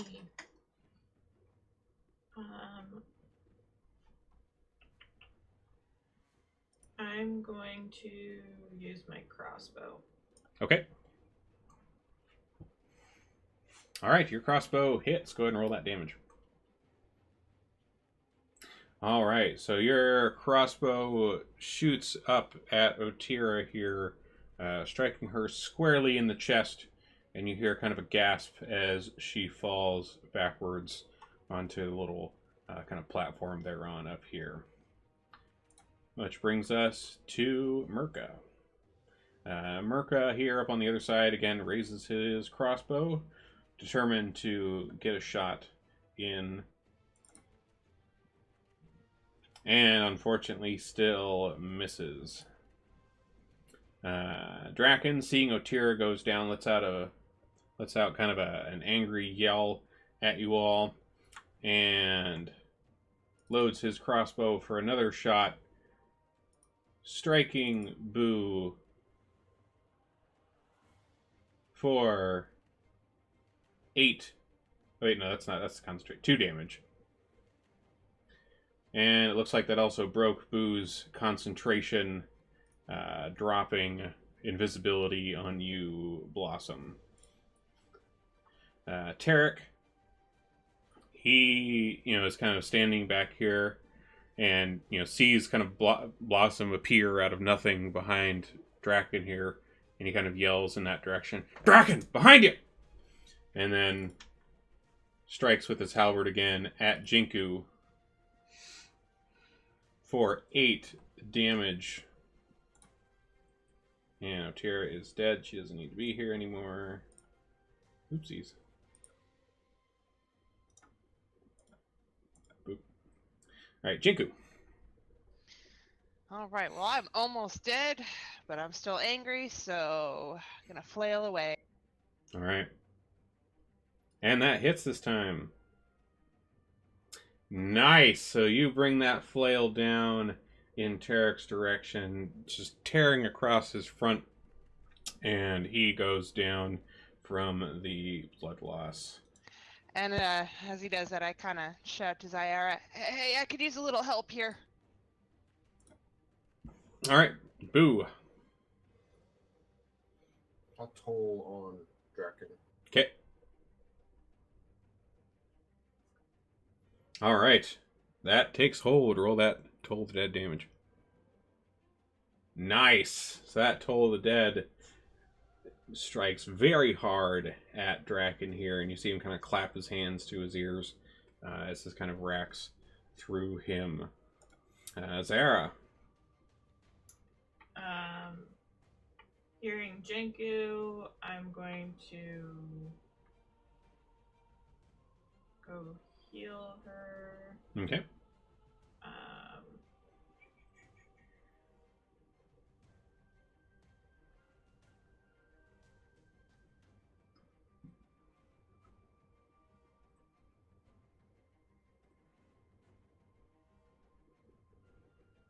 All right.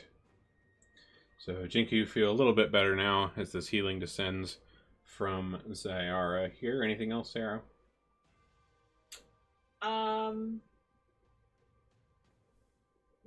No, I think I'm gonna stay right here. All right. Blossom, you're right behind Draken here. He's just kind of reeled a bit from Boo's Toll of the Dead here. What are you doing? I'm gonna attack. All right. Strike away. And that hits. Roll that damage.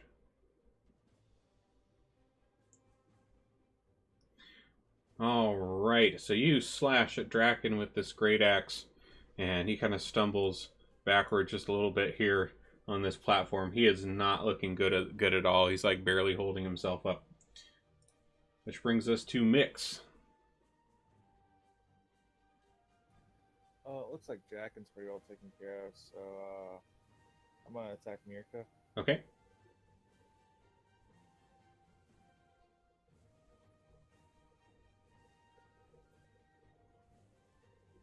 Critical hit with that Eldritch Blast. Roll that damage. Nice. All right. So you let this Eldritch Blast crackle up over the edge of this roof here and just blasts him backwards. You kind of see him fly a little bit out of sight, and you kind of hear a thud as he kind of hits the back wall of this rooftop up here. And, then another thud as he hits the floor. Mix is gonna kind of proudly just blow on his hand and smile. All right. Boo. Some of us actually had to study for our power.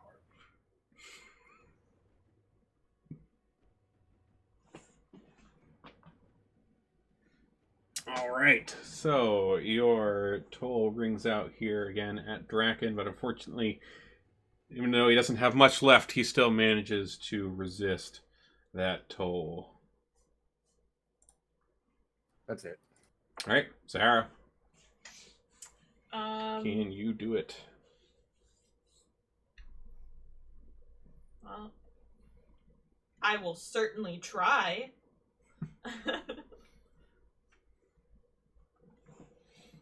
All right, so Zara moves over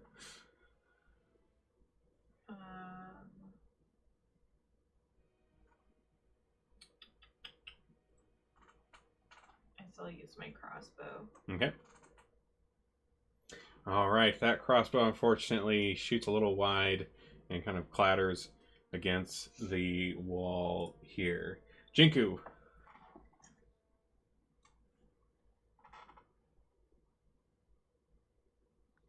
Well, I tried. Jinku tried to get the last hit of the fight once again, but unfortunately it didn't happen this time. Mix.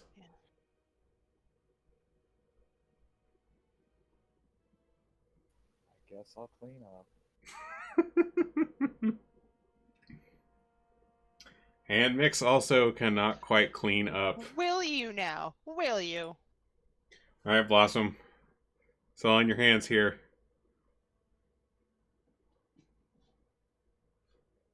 Ah! Oh man. You know, for a guy that's almost down, he manages to kind of wobble back and forth pretty deftly, it seems, at these strikes that are just coming at him from all directions. He's apparently got a lot to live for. I guess. And so he raises his scimitar here that he has and tries to strike at you, Blossom. Unfortunately, he misses. He's a little delirious. All right, Mix.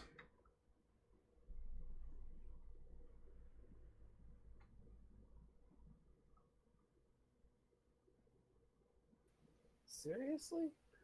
Oh, was that a cantrip? So it didn't do any damage on no half damage save. Nothing. Nothing. Ah, Jinky. Wait, I think it's Oh. nothing. Oh, okay. Go ahead and check. Yeah, it's nothing. Nothing. All right, Jinku. Alright, I'll try shooting him with my bow again. Hey, hits. Oh, right. And Jinku does what Jinku does. Jinku steals the kill once again. But what weird place did you hit him in? His ear. His ear. Okay. Solid. Oh, okay. And Draken goes down, kind of tumbling off the back of this little platform that they were on. All right. So you are all now out of combat. One of the things you first notice right away, especially you, Jinku, because you're pretty much standing right over Tarek here. When you kind of tore across him with your flail here, you notice that on kind of the upper part of his arm, where your flail kind of tore through his clothing and armor here, you see a tattoo of a black flying snake. I will share that information with everybody else. And then I will move in to observe a little closer. Okay. Is this something you've seen before? It is something you have seen 'Cause before. I feel like Yeah. the gang or whatever that we encountered in one of our first sessions had that. Yeah. And we know who it is, right? Didn't we discern that way back when? Yeah, that is the symbol of the Zentarim. So it's safe to say these guys may not have been actual guards. So do you guys kind of look around the area here? I know that these guys have been cleared out. I review myself on every corpse a little bit.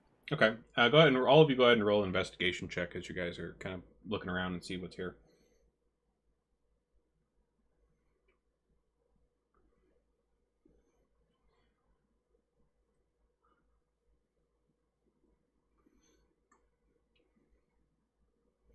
All right. So, Boo, as you're kind of poking around here behind this camp here, you notice that there's that kind of little tent of sorts on the left-hand side. And you see that, like, the dirt under that little kind of raised lean-to of sorts is very loose. And you kind of poke around in the dirt a bit, and you find yourself looking at a foot sticking out of the dirt. And you kind of poke around a little bit more, and you see that there are 3 somewhat recently deceased bodies in this kind of shallow grave by the side here. And at least from the look of it, like, you know, like the way that they had their hair and things like that, it seems like these were the actual city guards that had been posted up here. But strangely, there were 4 people up here, 4 of these bandits, and they all had city guard armor on, but you only see 3 bodies here in this shallow grave. Blossom, Mix, as you guys are also kind of looking around on these bodies, you find all of them do have this black flying snake tattoo, usually somewhere on their arm, either kind of most of the time up kind of on the upper part, up on their shoulder, about right here. But a couple of them have it a little bit lower, but they all do have that identifying mark. You also do find on Draken and Merca, they each carry a pouch that has 10 GP in it. And you also see on Otira, she has an amethyst in a pocket, as well as a wand of magic missiles. And then those of you that are looking over Tarek, he has a pouch with 100 GP and a vial of drow poison.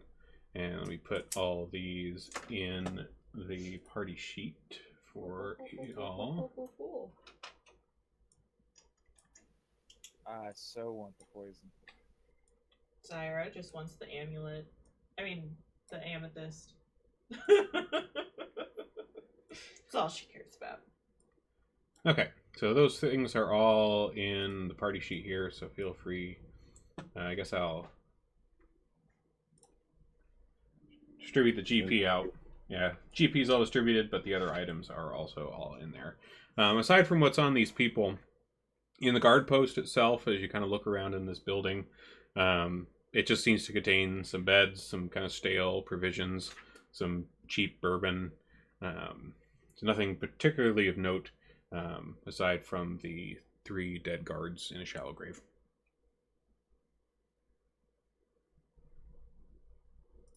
Anybody else want the wand?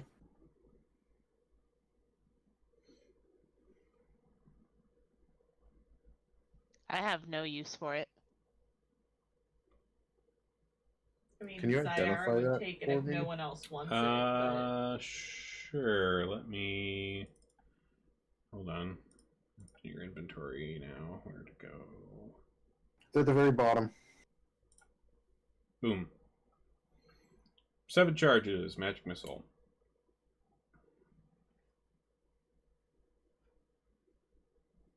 Cool. All right.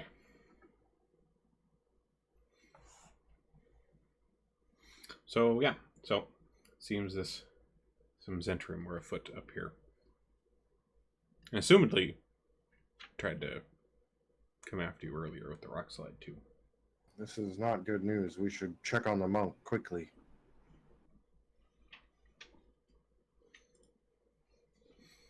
All right, so you all kind of make your way up the rest of this path. It's about another,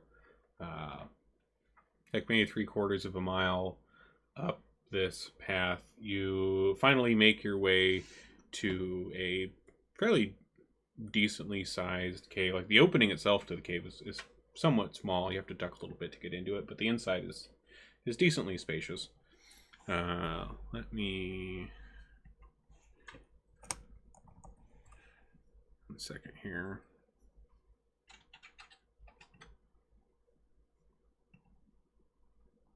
Get some ambience back up here.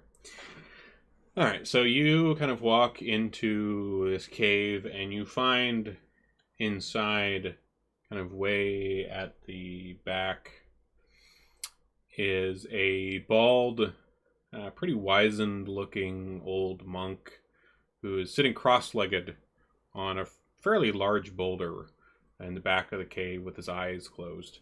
And he just kind of continues sitting back there in silence, seemingly in meditation.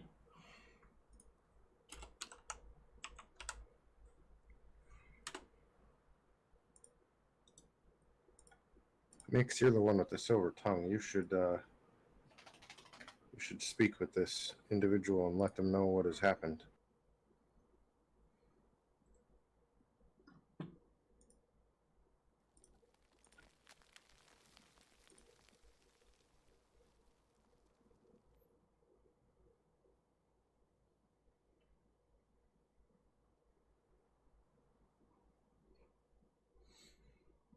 You all kind of stand in uncomfortable silence. This monk just continues to meditate, eyes closed. Good monk, sir. I regret to inform you your guards have fallen. As you're about in the middle of that sentence, very deftly, you see one of his fingers just kind of, like, his eyes are still closed, but you just see one of his fingers kind of go up in your direction, just kind of holding there. And he continues to sit there in silence, just holding one finger up in your direction, Boo. Kind of for an uncomfortably long amount of time. And then, as you guys continue kind of waiting in this awkward silence with his finger held up, he kind of uncurls his legs from under him and kind of starts sliding down the side of the boulder and says, "And so it is lost. 100-year-old truth nearly unraveled. I hope you have important cause to interrupt me."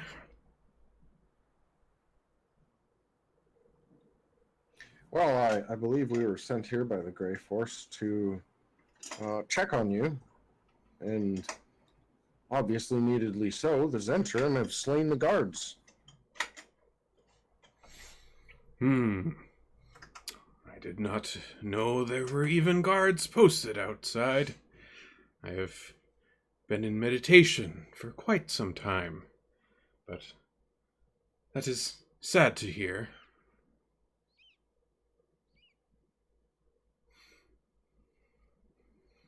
What need does the Grey Force have of me? Yes, that is a good question, isn't it? Let me consult my friends here. Did they even tell Guys. us? What did the Grey Force need?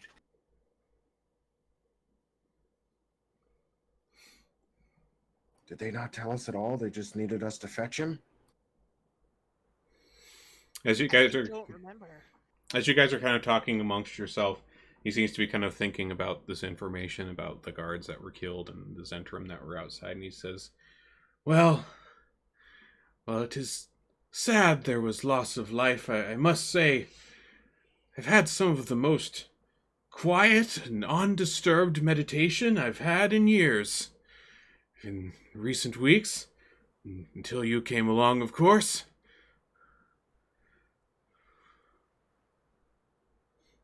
Yeah, we're really good at interrupting things.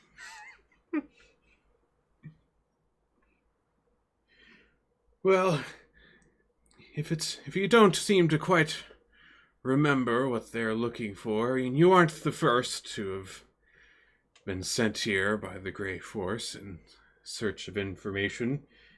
I have a connection of sorts to the ways and means, the channels of the spirit that wind around this city, and I find myself sometimes with whisperings of things that may be on the horizon.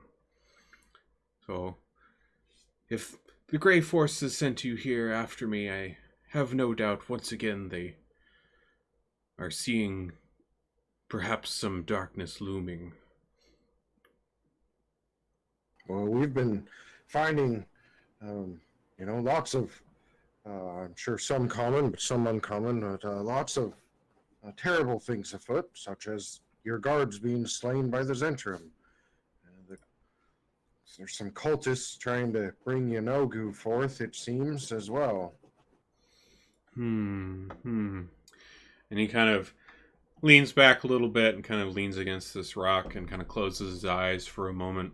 He says, and he kind of holds up his finger again, just kind of thinking for a moment.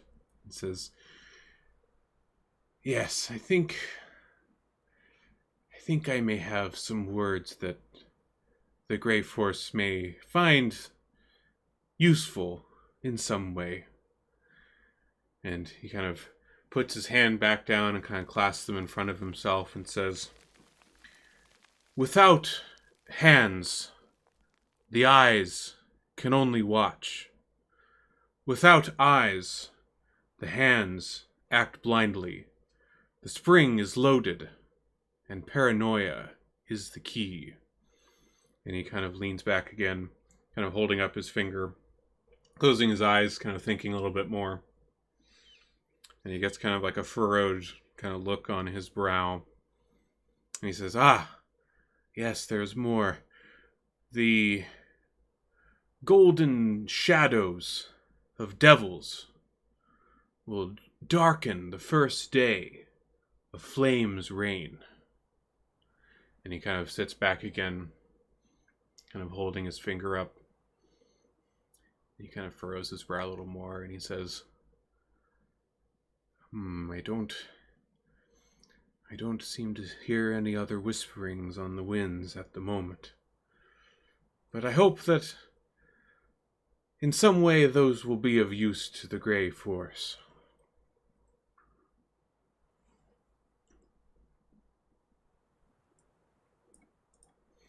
Let me get you, let me write these down for you guys. Thank you. I was going to have you. Yeah, I repeat was it. like, Here. 1 second. Let me put a note here. Let's see. Without. So he again repeats these for you. So, without hands, the eyes can only watch. Without eyes, the hands act blindly. The spring is loaded, and paranoia is the key. And then also, the golden shadows of devils will darken the first day of Flame's reign. Make that public.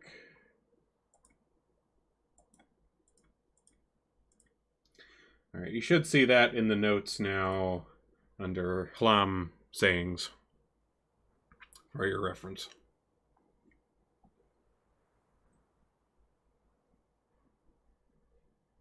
where do we access that? If you click on notes on the right-hand side, if you don't see notes as one of the options, click down on the library button and then check mark notes. And then if you open notes, you should see any public notes in there. Okay, thank you.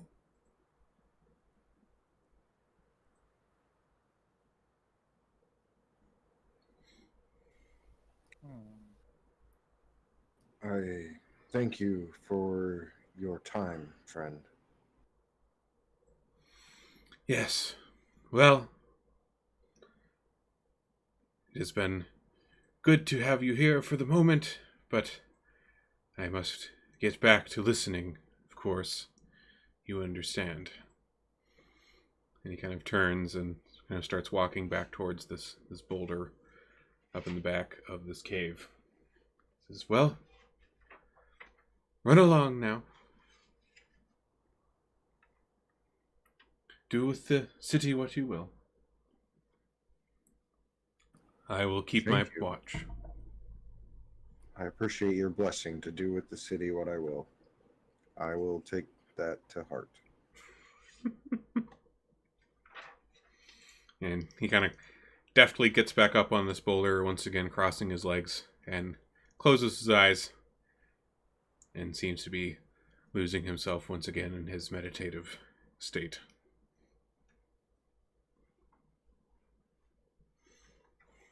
All right, then. That was weird, guys. Shall we go rest for a little while near the gate and then make our way back to the city? Yeah, there were some kind of rough beds in there, or five kind of rough beds in there. So you could certainly make use of them. Get kind of a short rest there, if you wanted to. Sounds good to me. All right. So you guys kind of make your way the quarter of a mile or so back out of the cave to the kind of guard post here, and kind of dress up the beds a little bit as best you can to some sort of comfort for a short rest. And we'll go ahead and give that to you there. So go ahead and roll any hit die that you see fit if you need to.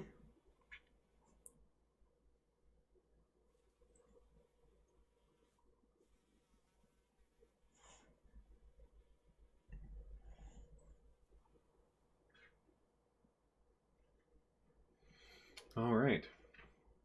So you take a rest for a few hours. By this point, with the trek that you've made today and the various events, it's fairly late at this point. It's getting to be maybe about 6 or 7 p.m. at the moment, and the sun is going down, and as you're kind of getting into the twilight here, as it disappears over the horizon, you make your trek back down the mountain the way that you'd come. And thankfully don't run into anything significant. Seems you cleared the way fairly well on your way up. So the journey is uneventful, albeit a bit exhausting. It's been a long day. You've walked several miles, and now you have several miles more to make it back down to the city proper. And eventually you find yourself back at the foot of the mountain.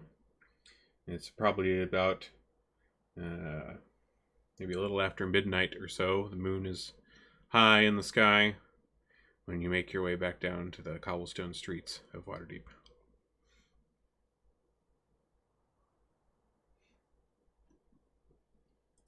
Well, should we head tell the back Grey to Force manor? tonight or in the morning? Morning. Morning it is. Let's head back to home. Make sure the kids are safe and make them some dinner. All right. So you guys make your way across Waterdeep at night, all the way over to the manor, and you find the manor is still all in one piece. Everything seems to be well from what you can see. You just see maybe a candle or two on the inside. The kids are all kind of passed out on some of the kind of furnishings around on the first floor. They seem to have tuckered themselves out with whatever they got up to during the day. Come on, Jinku, let's carry them to bed. All right. All right, so you take them all upstairs, and you also all go upstairs and take a good rest. And we'll give you... Oops. That's not what I wanted to do. And you have a good long rest that night, and probably wake up a little bit late in the morning.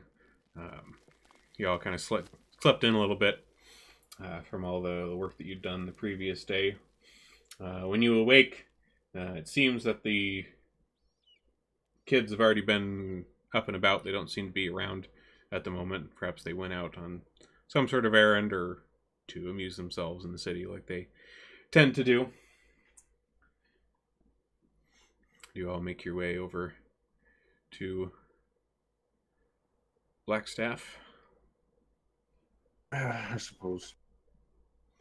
All right. So you make your way over to kind of the northwestern part of the city, to the Blackstaff Tower. And the guards outside, recognize you as you approach. Ah, yes, you've returned. Do you bring news for Vajra? We do. We've spoken with the monk. Good, good. We will let her know that you are here. And they kind of let you pass, and into the tower. You find yourself once again in Blackstaff Tower. where it's seemingly impossibly large on the inside compared to the outside. And after a few moments, you see Vajra kind of descending down one of the spiral staircases inside. And she comes over to you and says, "Ah, so I hear it was a success. What news do you bring from Hlam?" Well, Can go ahead. I figure Zyara probably wrote down what he said, and so she just hands her a copy of the messages that he gave us. Okay. So she kind of takes this note that you've written with sayings of Hlam, kind of looks it over for a moment, and says, interesting words. It does seem that there may be something on the horizon, and there is some familiarity in some of these tidings. For example, the hands and the eyes. You may have seen of late in your time in the city the conflict that is going on between the Zentarims and the Xanathars in our city. They seem to be at odds over something we have not quite yet discerned what that may be. Speaking of, we have additional news. Oh? The guard that was protecting the monk, they've all been slain by the Zentarum. Oh. Well, that is an interesting development. Possibly not all. You see, there were 4 Zentrum wearing guard's armor, but we only found 3 corpses. So it is possible that one guard may have been a Zentrum or something of the like, but that is something to note. Yes, that is certainly a possibility, as shaming as it might be. Those gangs do tend to try to infiltrate the ranks of various other things in the city to keep the information lines open. But it very well may also be that he has passed away somewhere else. Who is to say? Maybe we will find out later. But yes, these hands and these eyes, with each other, they constantly seem to be nipping at each other's necks recently. And, especially in the recent weeks, something seems to have riled them both up in conflict with each other. I don't know if you've seen anything between the Zentarims and the Xanathars in your short time here, have you? Oh yes, we've encountered them both before. Pray tell, what were they up to? What were we doing when we encountered them? Trying to remember. It's been a few days. We've been very busy lately. Weren't they just Let me beating up on consult someone? here. That's right. They were responsible for kidnapping one of Volo's friends. Oh, who? I believe I may have heard something of this. Raynar.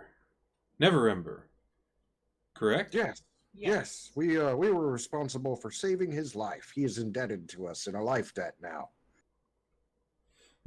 Okay. Well, what would they want with Neverember? I mean, of course, there's the issue of his father, who mysteriously disappeared, and some fanciful rumor about gold embezzled away. Perhaps they may be after that in some fashion, but that is, as far as we are concerned and know, that is an old wives' tale of sorts. Neverember was a troublesome sort, but I doubt he had something so grand up his sleeve. before he fled town. It But seemed like they were interested for some reason in a family heirloom, a locket, but he couldn't tell us why they might be interested in it. a locket. Well, a locket can be many things. There are quite a few, enchantments that can be put onto lockets, or things within lockets, of course. Powerful magics, even, if it was some sort of artifact of some kind that was involved. I'm not sure what it would be, but,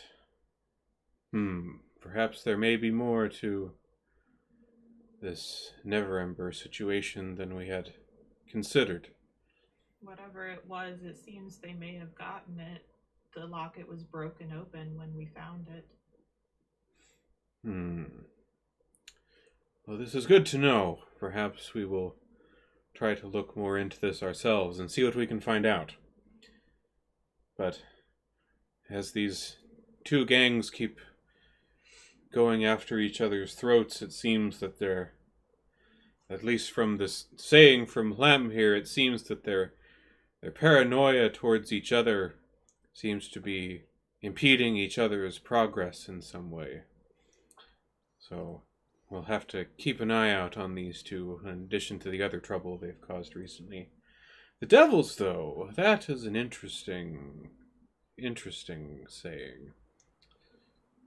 Have you seen anything of that sort in your time here?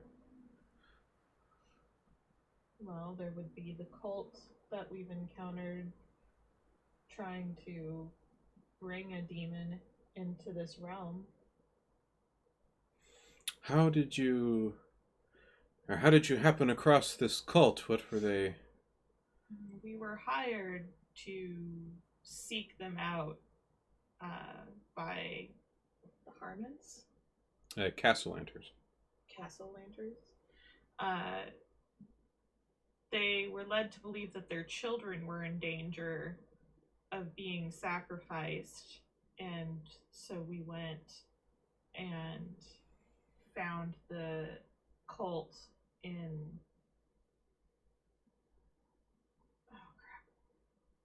Under something? Undercliff. In Undercliff. And we were able to take out that fraction of the cult, but they were actively trying to summon the demon Yinogu. Intriguing. Also intriguing that you were hired by the Castellanters. That family has had misfortune before in the past. What sort of misfortune? Well, and she kind of thinks for a moment. Says, we're not entirely sure of the details, but they had another son once in past years. Those twins aren't their first. But something terrible happened to their eldest son, and he disappeared. And no one has seen or heard from him in, probably 5 years, I'd say. Something of that. We don't really know much of what happened, but we know there was, a great mourning at the Castellanter household over the loss of their son at the time. But now, these days, it's not something that they speak of much. It's kind of a dark point. They don't really wish to revisit it if they can. But, if the devil worshippers are after their other children, perhaps something happened to their first child. Odd. In a similar fashion. When we were searching the location of the cult, we found a journal by one of the cult members. And there was a note that we've been trying to figure out that said the oldest has fallen. I wonder if for some reason they're targeting the castle lanterns. Well, that would seem to be in line with that if you found a note of that sort at this cultist location. I mean, he was their oldest son. Perhaps some sort of dread fate has befallen him. Perhaps he was stolen away into one of the hells. A dreadful fate indeed. I can understand why the family would want to keep their other children from such a fate. I cannot imagine the weight of having to bear such a dark curse following your family around. Certainly, the question only becomes, though, why them? Why their children? Well, the Castellanters are a very old noble family. They've been in Waterdeep for quite some time. Maybe it's just a matter of their, station in society, some sort of, their noble birth, their noble blood maybe is some sort of worth to demonic rituals or something of that sort. I'm not altogether familiar with this, with Yinogu, but I know it is more of a bestial sort of demon with the followers that follow that. So perhaps some sort of vile blood work is involved that requires, something of their line.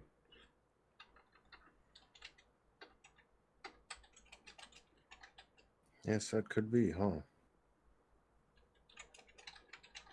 Perhaps we should. You may consider keeping an extra eye on the family if we suspect that they could be specifically being targeted for something like this. Yes, we can certainly try to keep an eye out around their villa, especially given this information from Plum. He seems to see something on the horizon with these devil worshipper groups. So I would not be surprised if something else tries to happen to them. So, yes, if you're, perhaps if they reach out to you again with other work trying to protect their family, maybe you'll be able to find some more information. Maybe if you get close to them, maybe they know a little more about what happened to their son that they haven't told the public. Are they generally a good family? I'm careful with who I trust, so we did not share too much information with them. Well, historically, the Castellanters have been a good, upstanding, noble family in Waterdeep, helping out the citizenry and, contributing, a good portion of their wealth to the building up and the maintaining of civil society here. So it seems that, it would be in the best interests of Waterdeep to try to keep them safe if some dark force is trying to use them or involve them in some sort of dark sacrifice or ritual or some other sort of demon worshipping. We will keep an eye out. This is dark portents of information, but it is good information to have, nevertheless.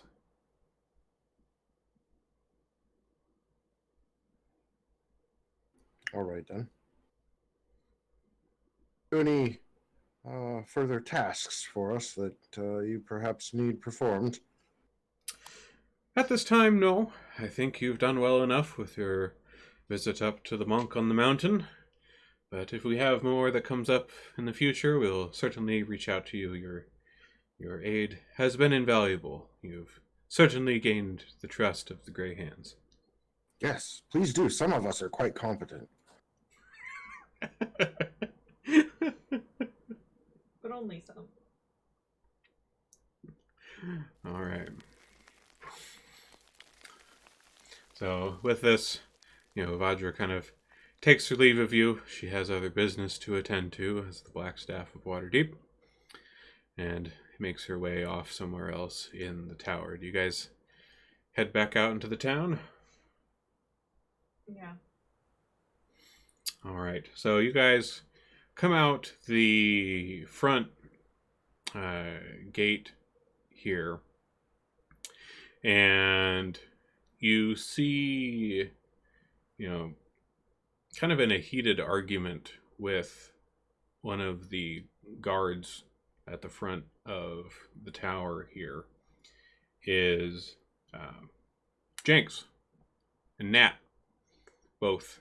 They seem to be kind of frantically trying to get the guard to let them inside.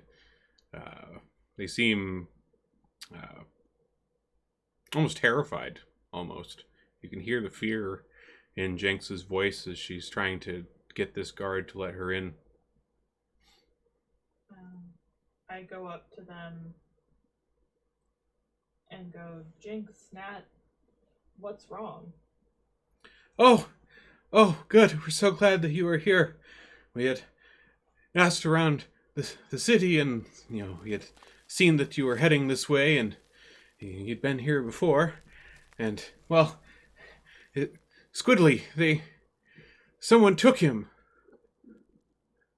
We were out in the streets playing and doing some errands like we do, and a man and a woman, they appeared out of an alleyway and snatched Squiddly up and disappeared into the darkness. We tried to follow them as best as we could. They were down to the they are heading towards the trade ward of the city, but I do not know what they want with Squiddly. Please, you have to help him. Yes, lead, run, come on.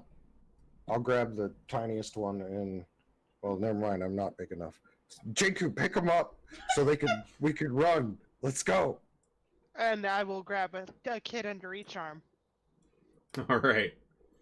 So you head off in the direction of the trades ward. Let me find where the heck this is at. 1 second here. All right. So you make it down, you kind of head down the high road, Jenku carrying both the other kids who are still kind of flailing a bit.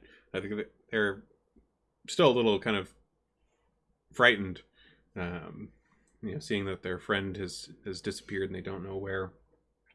And as you kind of come down the high road into the heart of the trades ward, it's the middle of the day, typical day around here, markets everywhere, various sellers.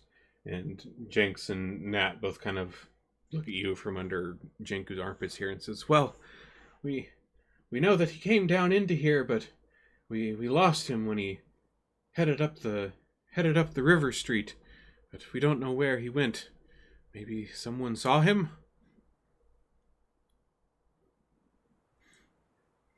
And they kind of slap a little bit at you, Jenku, as they're trying to get out of your grip here, and says, Let us go. We'll see if we can find any other info.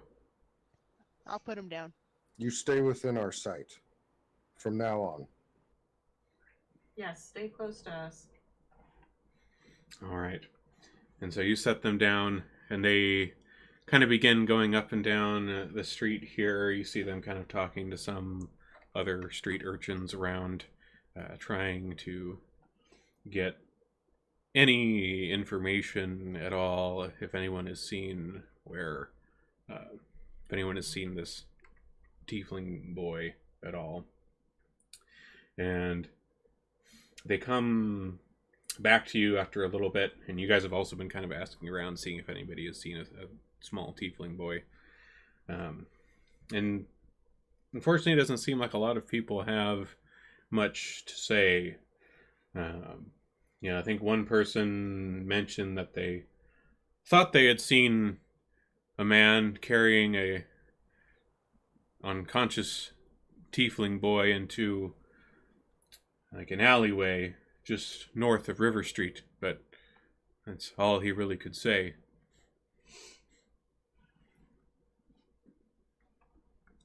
Let me get you Let me get you the map here so you can actually see what we're talking about. So if you look down at the trade sword, you can see we got the high road coming through here and the river street heading out the river gate to the east. So you were at the intersection of the high road and the river street when you put down Nat and Jenks. And yeah, from all that they were able to find, perhaps in a street or alleyway north of the river street was where someone was last seen. All right, Blossom, get your flint and steel ready. It's time to kick doors in and burn buildings down. If people will give us answers, that is. Let's go.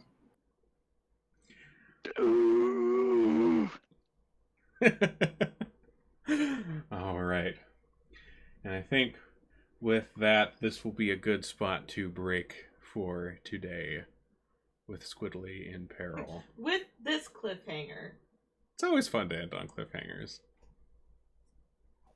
It makes you anticipate the next session. Exactly. I will burn the entire ward down. No one touches booze orphans. All right. Well, thank you all for coming tonight. Good session. That was a lot of fun. Let me go ahead and kick this stream off here. And to all you out there watching, thanks for stopping by. We will see you next time.